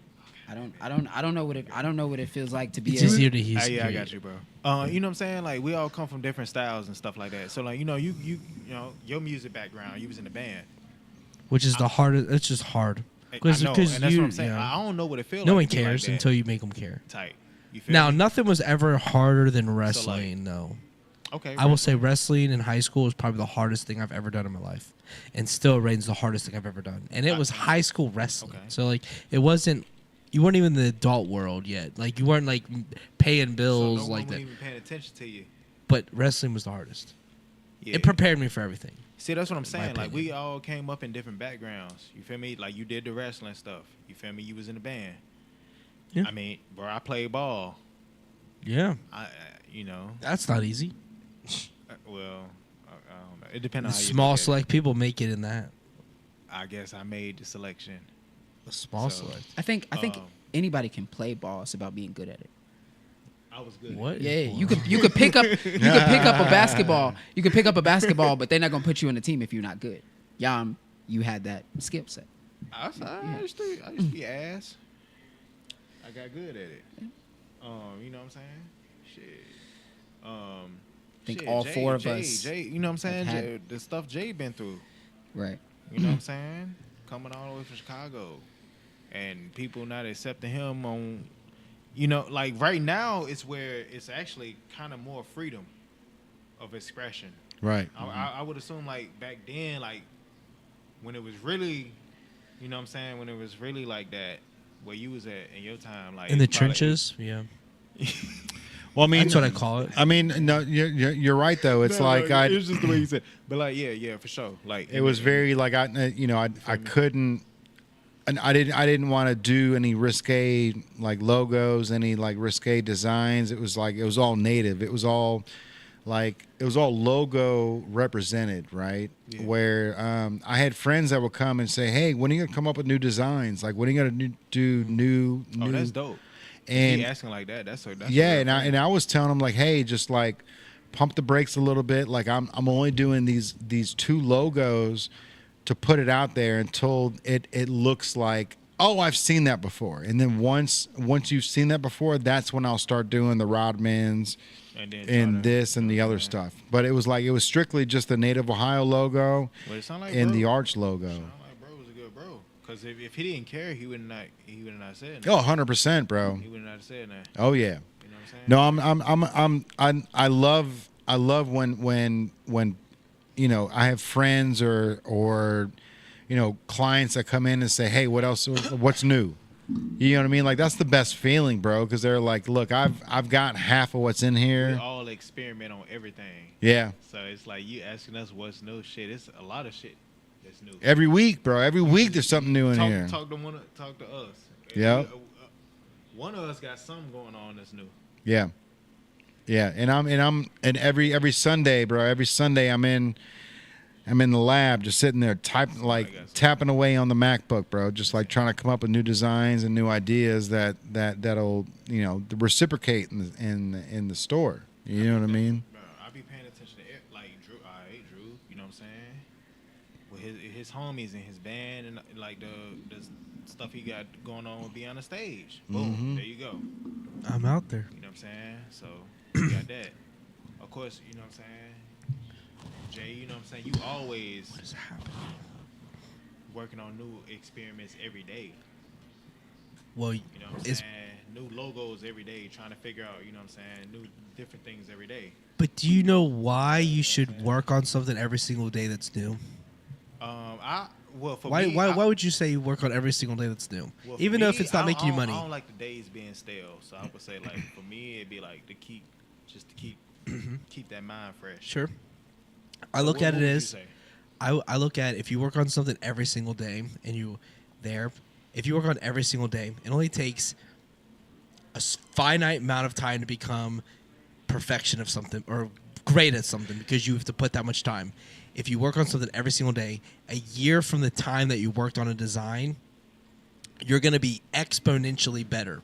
So when the time comes where there's pressure for the pipes to break, it makes diamonds that time. But if you're entering that pressure before you've put that 100 hours of time in, it's going to break the pipes. So all you're doing... What design would you say you've been working on a year ago, right now that you've been working on, that you've been like, you know what I'm saying, just...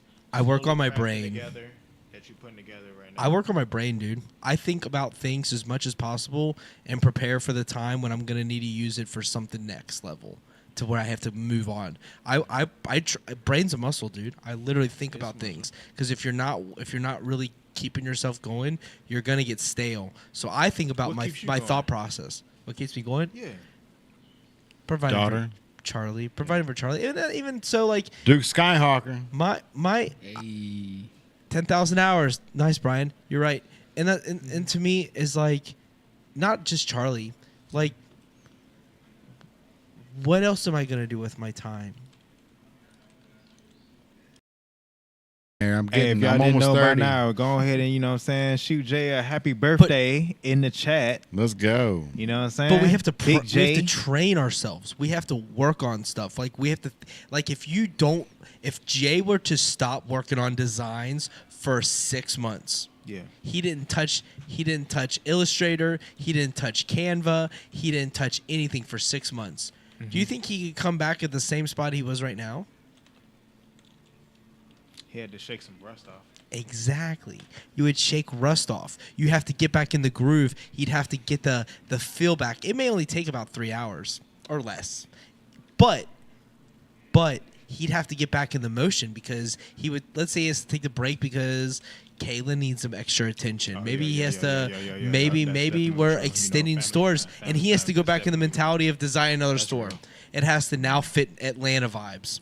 So anything Cincinnati's out the door. You got to focus on the Hawks.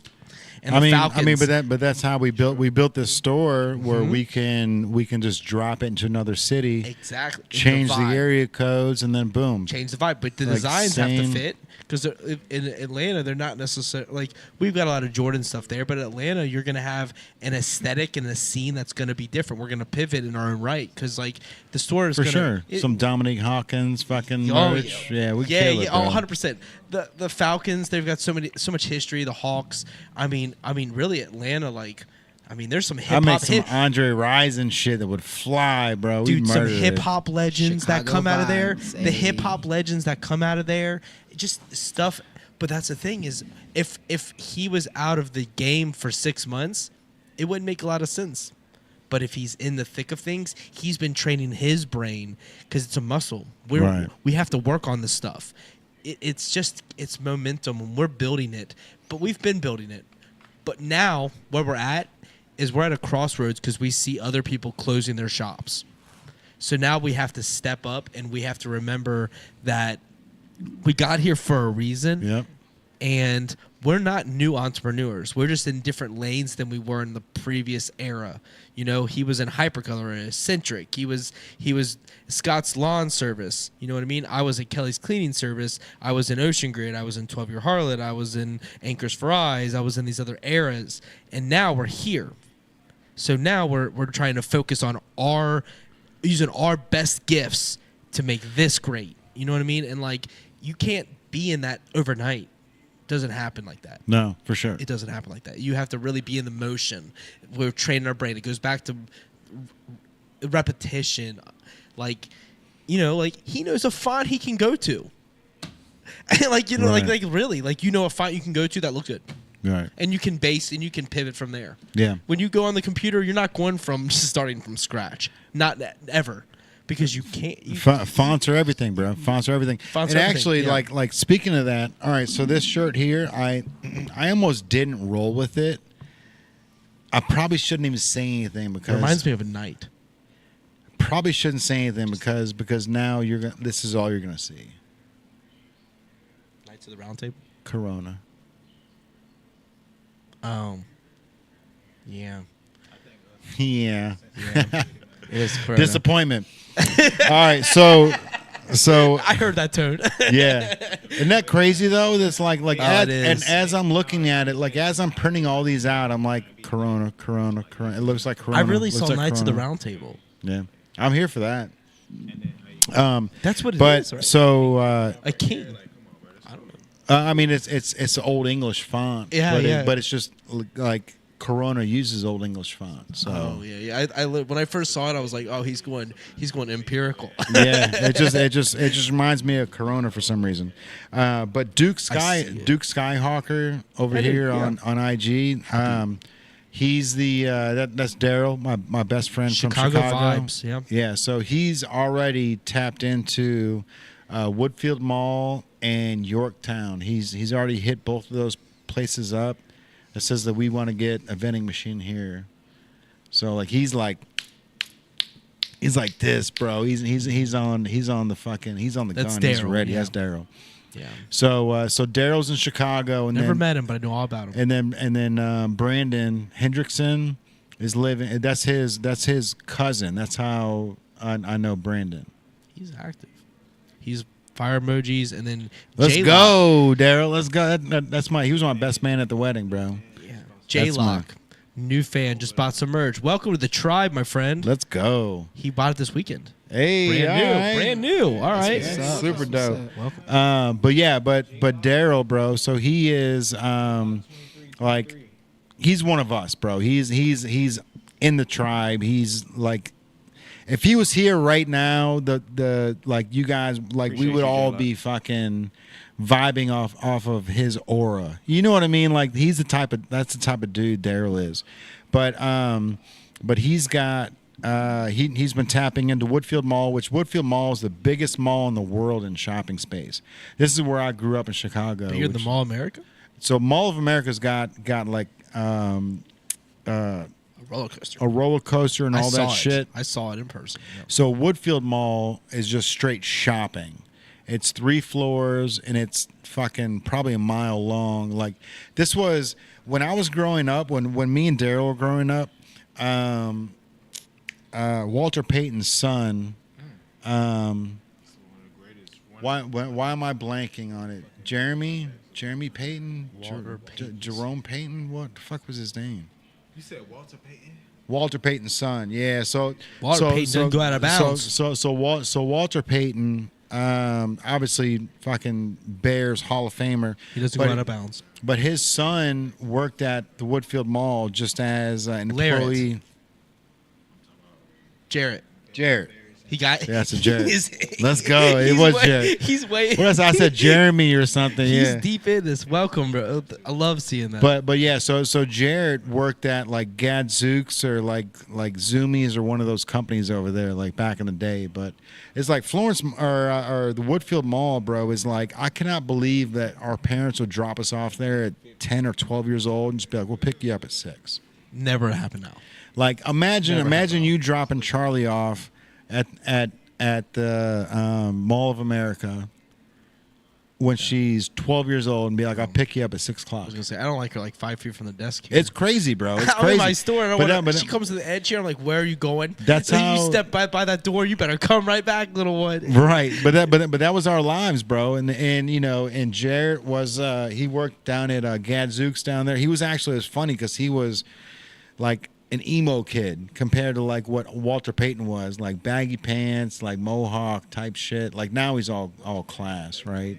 You know what I mean? Now His he's dad's older. Walter Payton. Yeah, His dad's he's getting into rooms you can't just get into. it's crazy.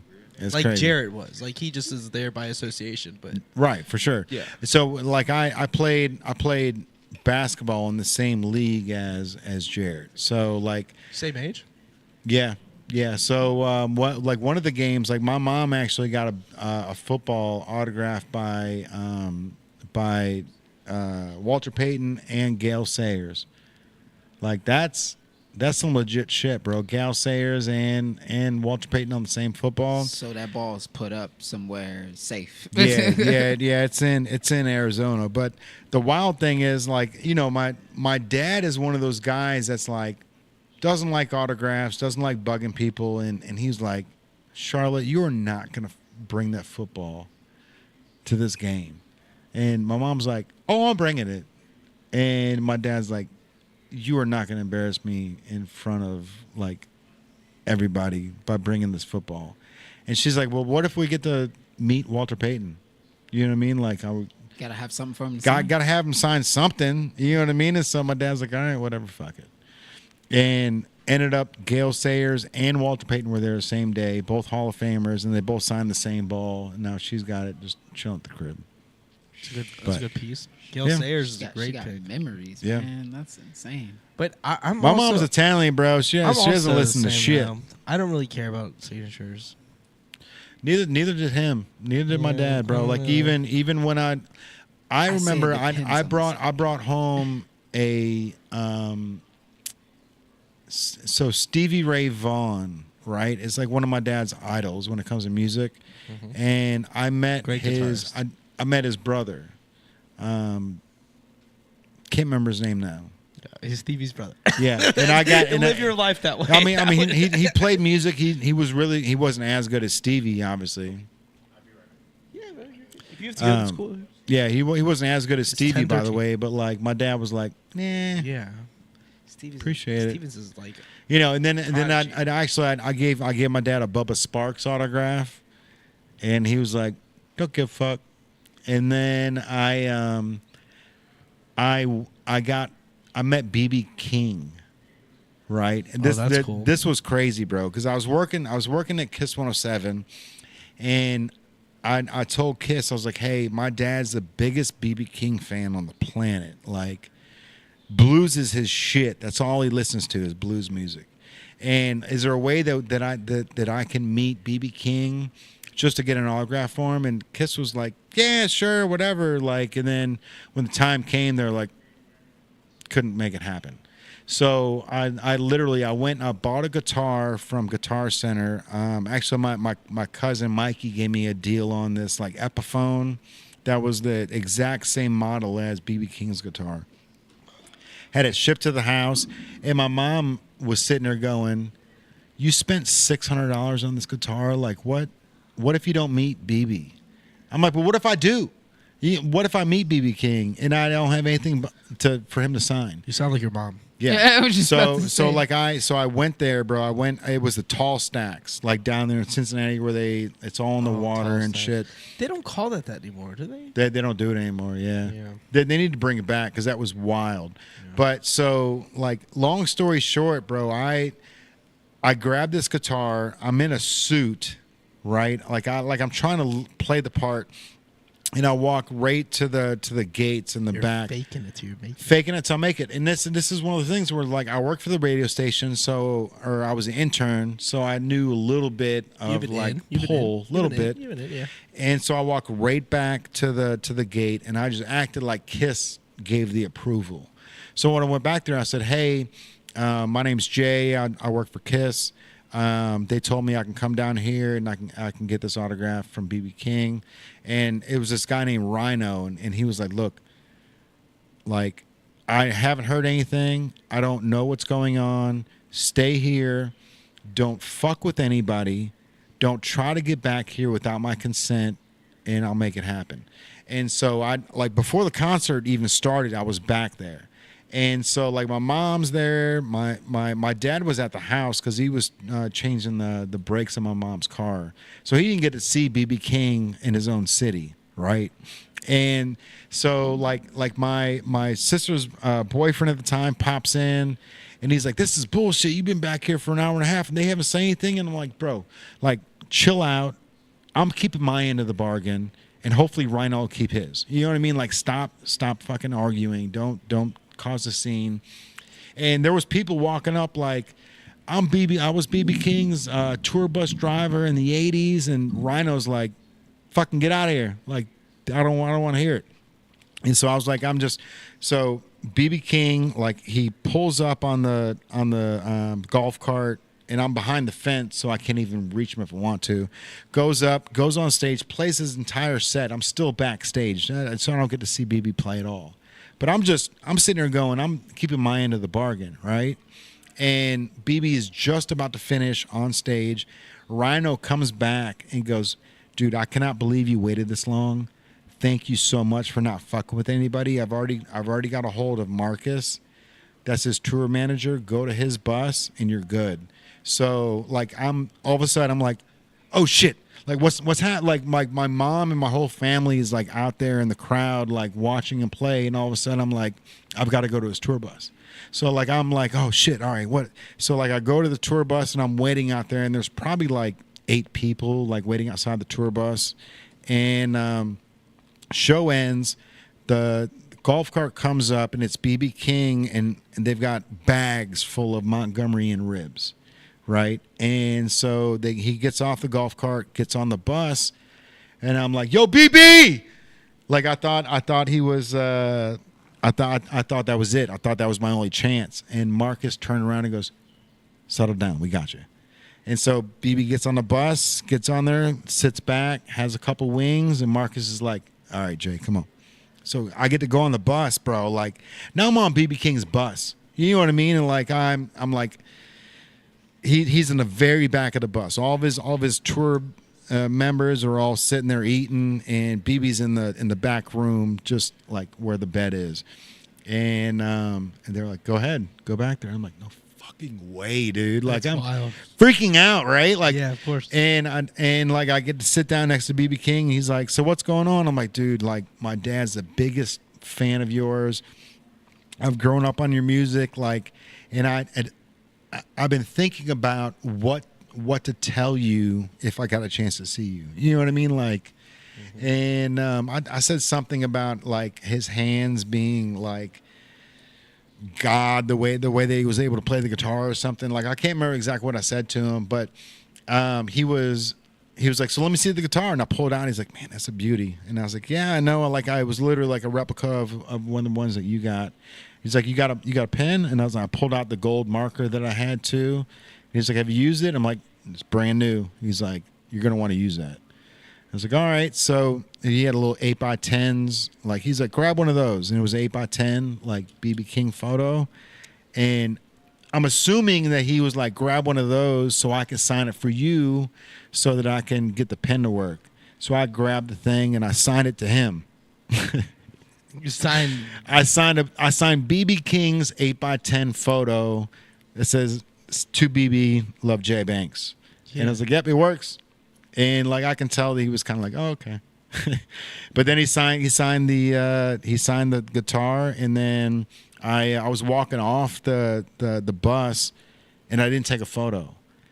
And I was like, "No fucking way, bro." Like, "Oh shit." So I'm walking off the bus, and Marcus is like, "Yo, like great time." And it's like, "Oh shit, I forgot to take a photo, dude." And so they let me back on the bus, and I got back there, and then we took that one photo of BB King and that guitar, bro. And it's like his hand is just like laid over the top of the guitar, where it's like that's his hand. That's his handprint right there, bro, Right on the there. top of that shit, right? That Yeah. guitar is worth so much money.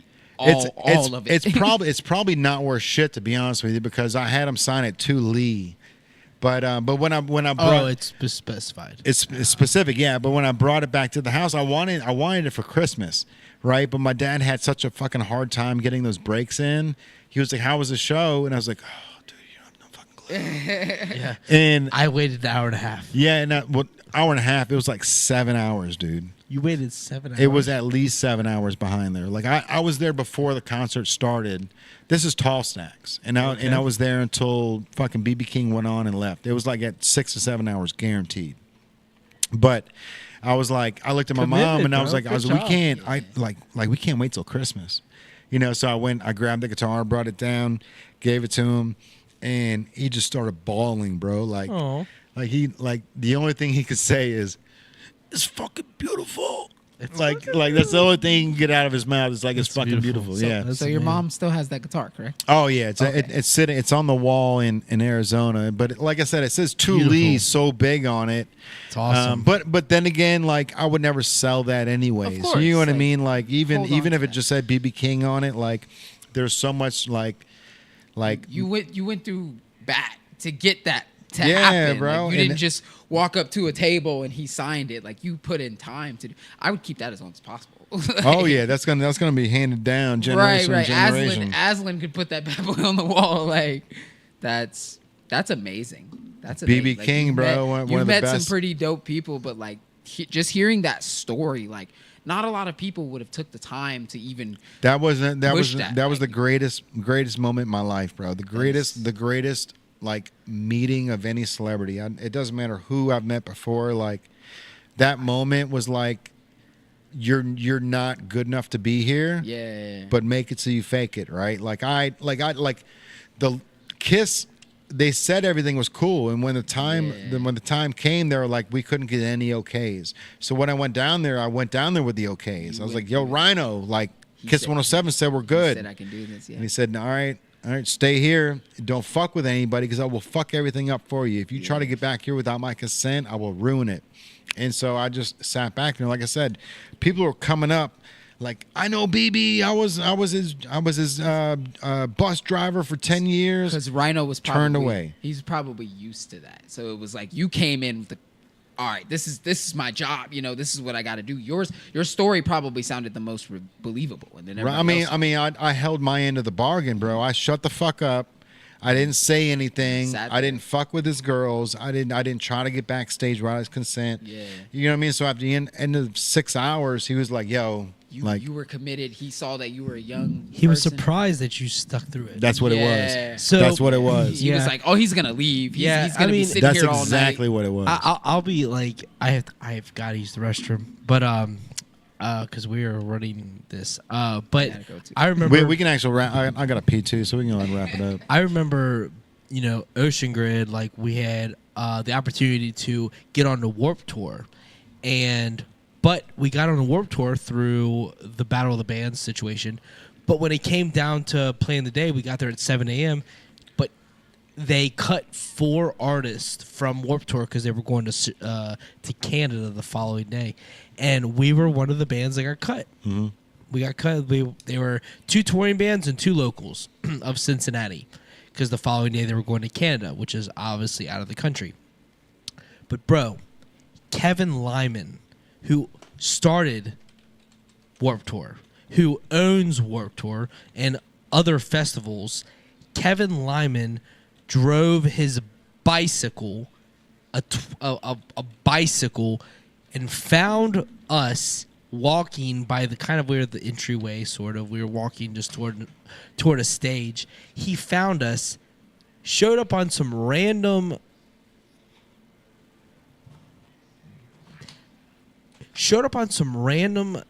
Just the most random situation, gets out and hands me a 24 pack of beer. He's like, I'm so sorry Ocean Grid wasn't able to perform. I really feel for you all.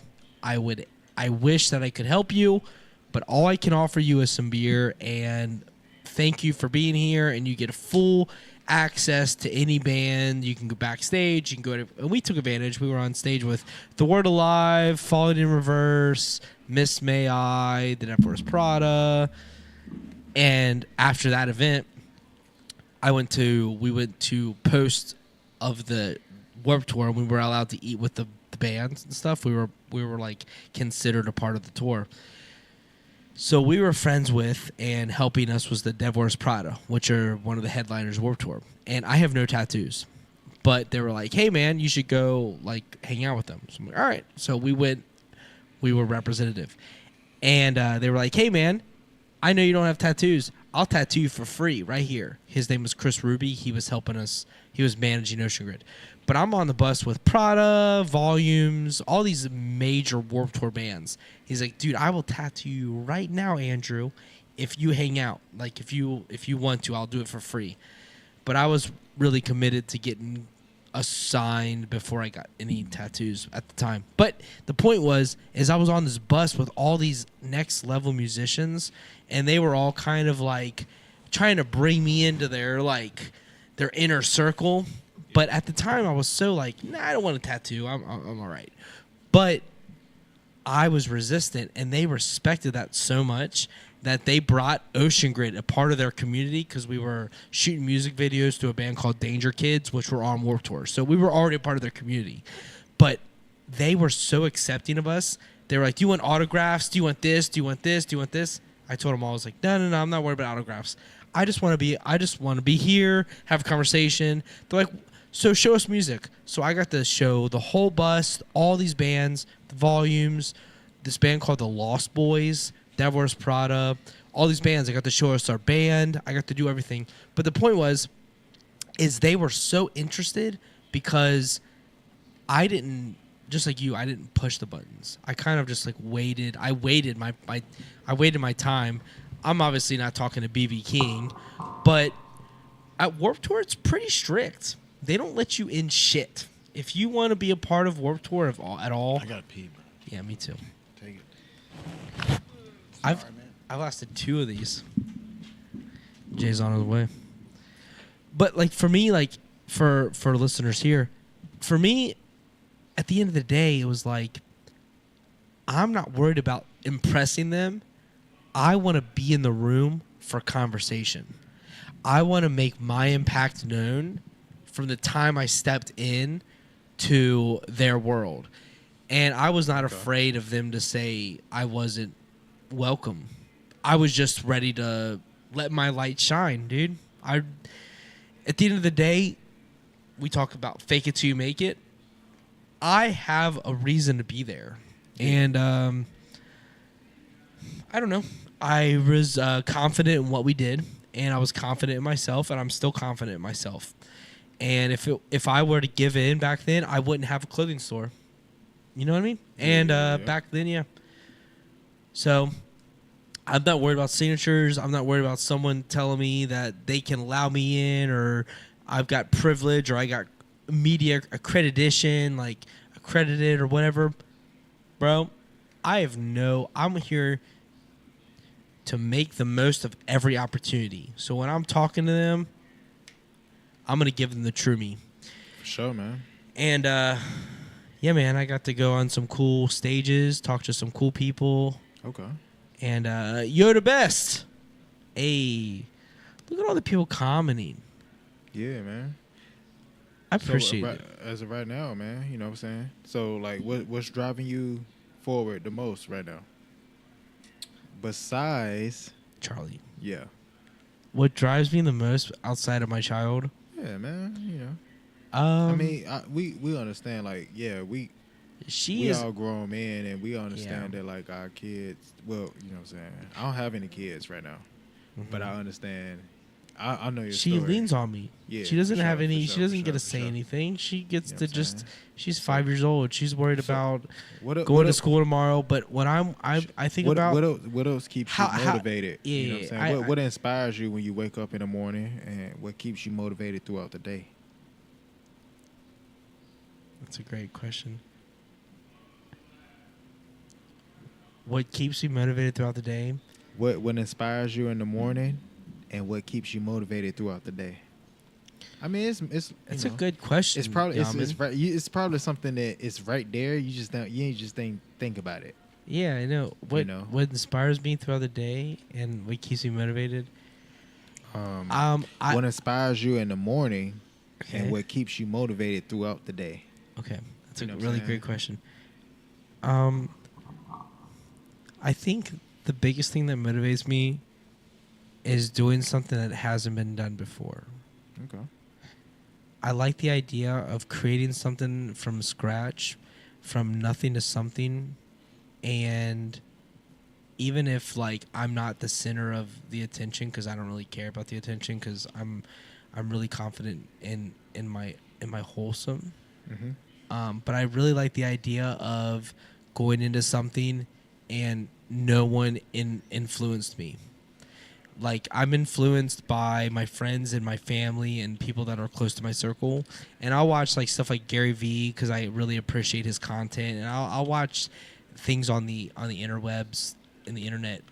But at the end of the day, so you like to take it all in and try to experiment with stuff. Yeah, and I then, like- and to see yeah. what people's expressions is like. Yeah. You used to watch hey yo, hold on. You used to all right. Now I used to watch the show. You used to watch Dexter? I love Dexter. Yeah. I think Dexter's I used excellent. to watch Dexter. growing Dexter, up, too. they're so smart with how they portray his character. Yeah. And the best I feel part it. is I feel it. Michael C. Hall, who is Dexter, he's the writer. So he's not only the character, but he's the writer of Dexter. Okay. You get me started on Dexter. Yeah, Okay. I mean, I see you. I see you trying to open the door. But like, here's the thing: is I try to just be my authentic. I try to be as transparent as my authentic self as. So I don't want people to think of me as like what social media shows or what this. I'm just like, all right, what I say and what I speak on is my absolute truth, because I just want you to recognize that I am as real and as authentic as it gets. And if you don't necessarily believe that, I can't control that. All I can control is my actions. And I care about my people. I care about my camp. I care about my daughter. I care about my family.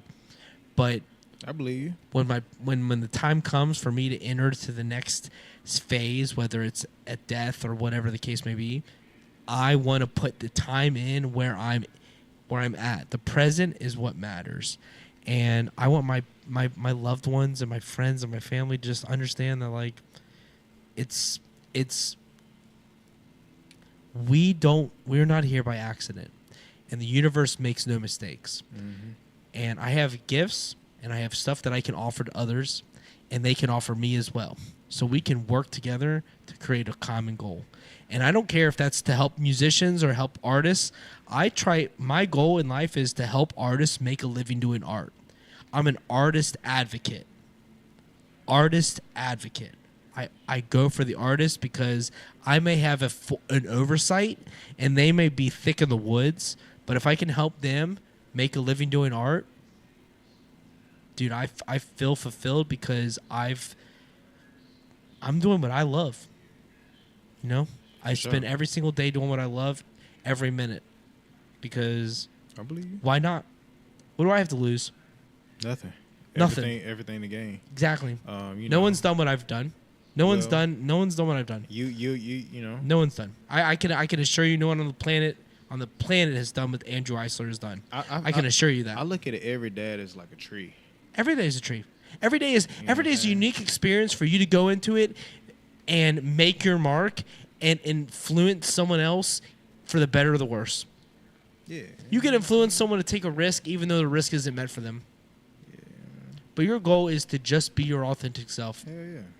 There's no one that's predicting the future for you. The future is unknown. The present's the only thing that matters.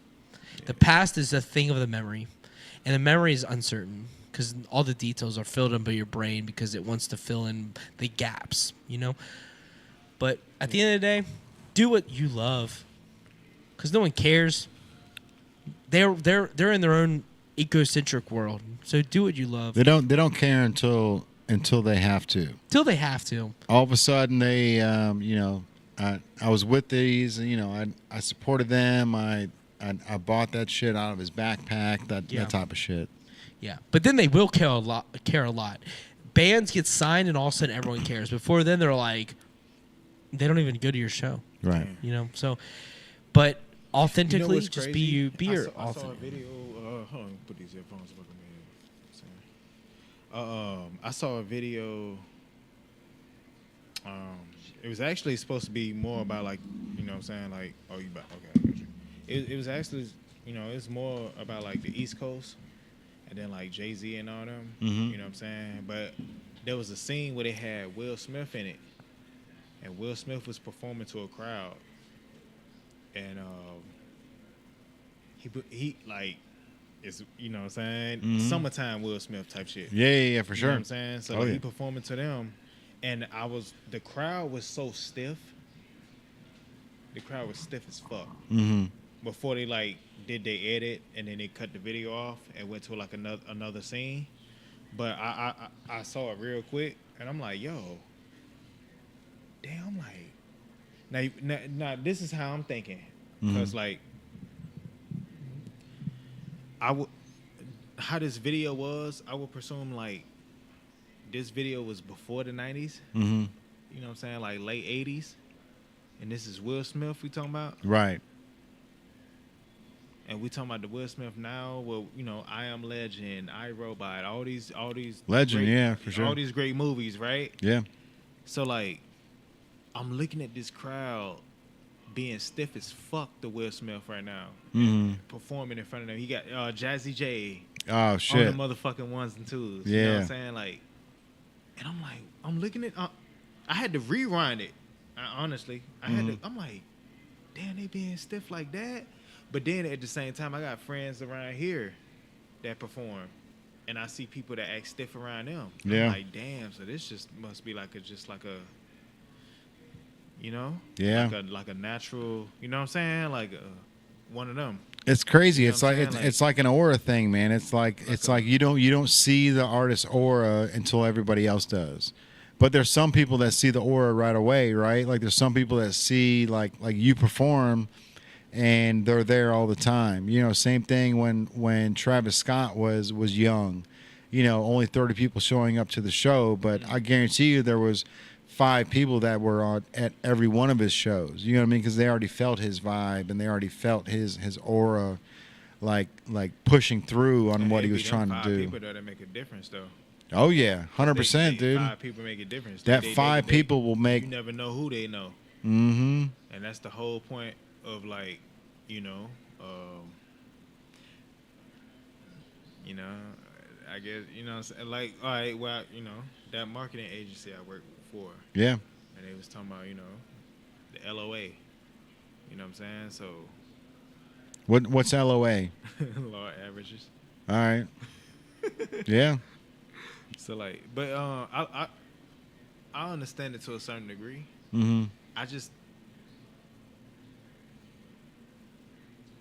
from what they was doing, I understood. I was like, yo, this how y'all doing it, that's not for me. Right. But I understand what y'all talking about, and you know, Mm-hmm. boom, boom, bam, bam, bam, bam. You know what I'm saying? Like bang, bang. You know. So like, I get it now. You know, and it's like, damn, bro. Like, I'm looking at this video. We talking like I wasn't even born yet. Right. We talking about some shit from 1987 or some shit. Yeah. And I'm watching him perform in front of a crowd of people. They just staring at him. Right. Didn't know how to react to Didn't it. know how to react to it. Yeah. They just staring at him and shit. Mm-hmm. And I'm like, damn. I got homies. I done seen these motherfuckers. You know what I'm saying? I got homies I done seen perform Oh in yeah. front of people, and they the same exact response. Yeah. They just sit in front of them, don't know how to react. Mm-hmm. But the minute a motherfucker go famous or something, then like boom. They see the aura. The next thing you know, everybody wanna. Oh so yeah. it's like I already see. You get what I'm saying? Like I already know. Yeah. Yeah. I mean, there's I can see in between the coffee pots. for sure, bro. For sure. I mean, there's you know like some of the people that are on the feed right now. There's one of them. And the people that's on the feed right now that's giving feedback, they the real ones. They're the real ones, bro. That's so cold. Like, yo, man, we appreciate y'all, man. And they stuck sure. around the whole time, bro, and they're putting in input. You know what I mean? Like these are that's the same type of feeling that you're talking about, or the people that are tuning in right now. If you can hit the chat right like, now, and like you Tyler. Tyler's been here the whole time talking. Who is Tyler? Right here. Okay. So yeah, Tyler's been in the chat the whole time, bro. Just Okay. just chatting away and like that. That's the type of dope shit that we need. What's like, up, Tyler, man? Hey, come down to the store, man. Is he from in town? Yeah. I already talked to him. He's gonna Okay. he's gonna come through Friday. Okay. Hey, Tyler, come through, man. Yeah, you know bro. what I'm saying? If you go you go run into YOMN or you go run into Big J. You know Yeah, what I'm I'm gonna be here on Friday. Yeah, I'm always comes in I'll on be Fridays. here on Friday. I'll be here on Friday. Yes, You know what I'm sir. saying? You go run into Big J. You go run into, you know what I'm saying, Drew, Tyrell. Yeah, But stop by, man. But that's the thing, bro. Is like you know, we were talking earlier about like, you know, you were talking about like finding your position and things, and it's like for us, like you know, I never steer people to say, hey, like you'd be great for this. You know what I mean? Like, there's seats at this table, and it's just like you gotta find your seat. You gotta find the place to sit down because we'll feed you. You know what I mean? You just got to find the chair that you want at the table. You sit down, and then there's going to be a plate of food for you, bro. You know, it's just you have to have that courage to sit down at the table. Most people will I'm look down. around, and most people will be like, they'll look at the table, look at the chairs, they'll look at the people around, and then they'll walk out. No. But you know, like this conglomerate is something where like I want people to look at the table and go, I want to sit right there. You know what I mean? To sit there, bro. You know, if that seat is I taken, feel like I'm somewhere between where like the people who connecting with y'all right now. Like I know how to, if there, you know, for sure. if there's a way where like, you know, if you're having trouble getting in contact with them. Why do you think they I can wouldn't get sit? in contact with them? Because they're afraid. Afraid of what? Um, What would you say Not- is not- afraid? not- Because it's uncertainty of love. not filling the position, not knowing that they're good enough.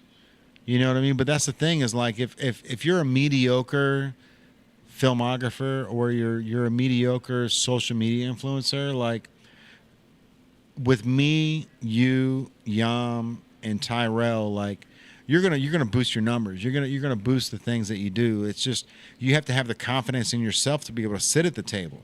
You know what I mean? Like when it comes down to it, But like you have to know ahead. well, a little well, bit. A little bit. people look at us and they go, I don't have the speed. You know what I mean? Like I don't have that fifth gear like they do. But the people that do have the fifth gear, like sit down at the table and find your spot because like there's money to be made. Like this is something where it's not just a clothing store. Like we're not doing this just to sell clothes. Like there's so much more at stake here. Yeah. You know what I mean? I can adjust gears. Yeah, 100%, bro. And that's the thing is like, you know, we've got so many different avenues that we can take. And, you know, we got the green screen in the back. We've got 3 different podcast areas. We've got another podcast stage at the other store. Gears. I don't know. You know what I I mean? feel like I don't change that many gears. I feel like I kind of just always stay. I feel like I stay pretty consistent. I mean, you find your spot. You know what I mean? You found your spot. Well, when I say gears, But I mean, feel like I've been the exact same since day one. I feel like it's just about how much, like since I first started with working with you, I feel like I've just kind of like just understanding what you need. And you found your spot at the You know table. what I mean? Like because it would be if you needed way more, it would just take a longer process. But you were so far along.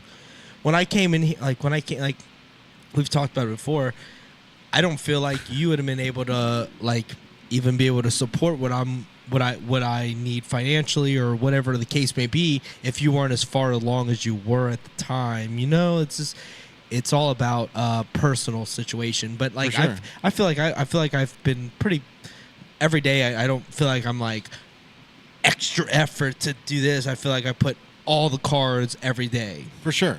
because it's my way of movement. Yeah, we can go ahead and cut the podcast too, bro. We're 3 hours and a half. That's wild. Yeah, we got to wrap this up. But I mean, there's a lot of snippets in this podcast, though. That's a lot of value to someone that might not be where they want to be yet. And there's a lot of good comments on the Instagram. Andrew, there's this artist that I follow. Interesting, dude. Tyler's been. Andrew took off in the background. He's showing a lot of love, man. Man, I appreciate y'all. Hey, we appreciate you, Tyler, man. Yeah, man. Duke Skyhawker. So, I had a pee. Sorry. Yum. I lasted this whole podcast. Give me a break. Huh? This guy Duke Skyhawker. So that's my best friend from the Sandbox, bro. We grew up together. Yeah, Duke Skyhawker. Hey, yo, hey, man, what's up, Skyhawker, man? But he so if we ever get anything popping in Chicago, he's going to be the one to run it in Chicago for us. Okay. And then his cousin is this guy right here. Oh. Daryl, what do you think about this, bro? What's cracking? Oh, you might have to,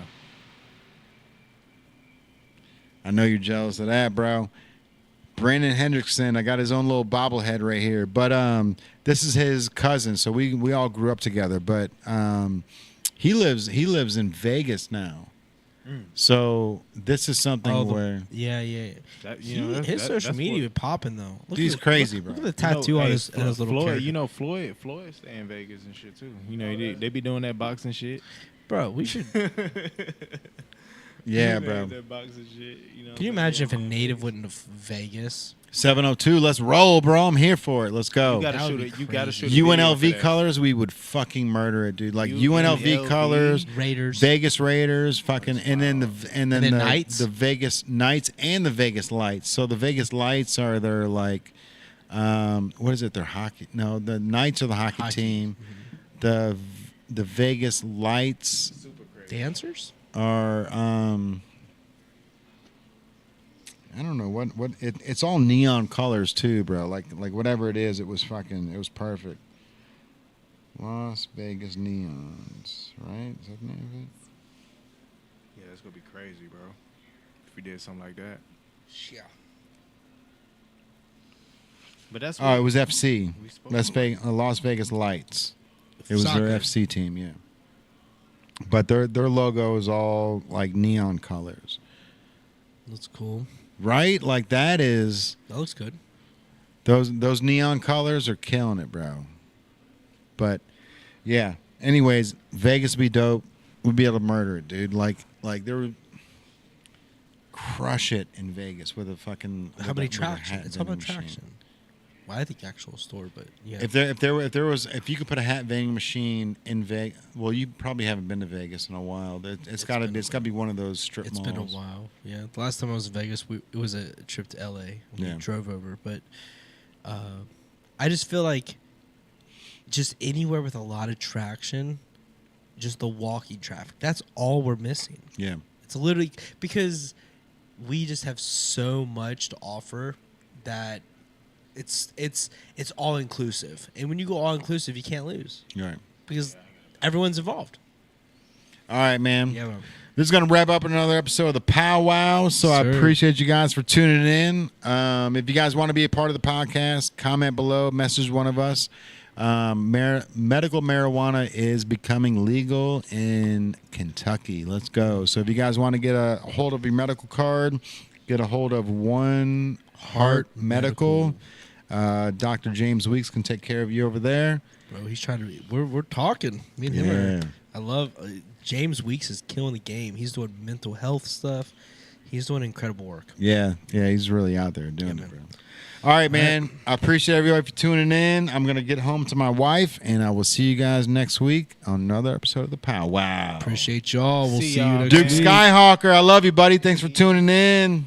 Yeah. I need to get out there to Chicago to see you soon, bro. Have Shout a good out. evening, y'all, man. We love y'all. Yes, sir. Sure, All right, man. tribe, we're out of here. Out here. Later. We're Peace out.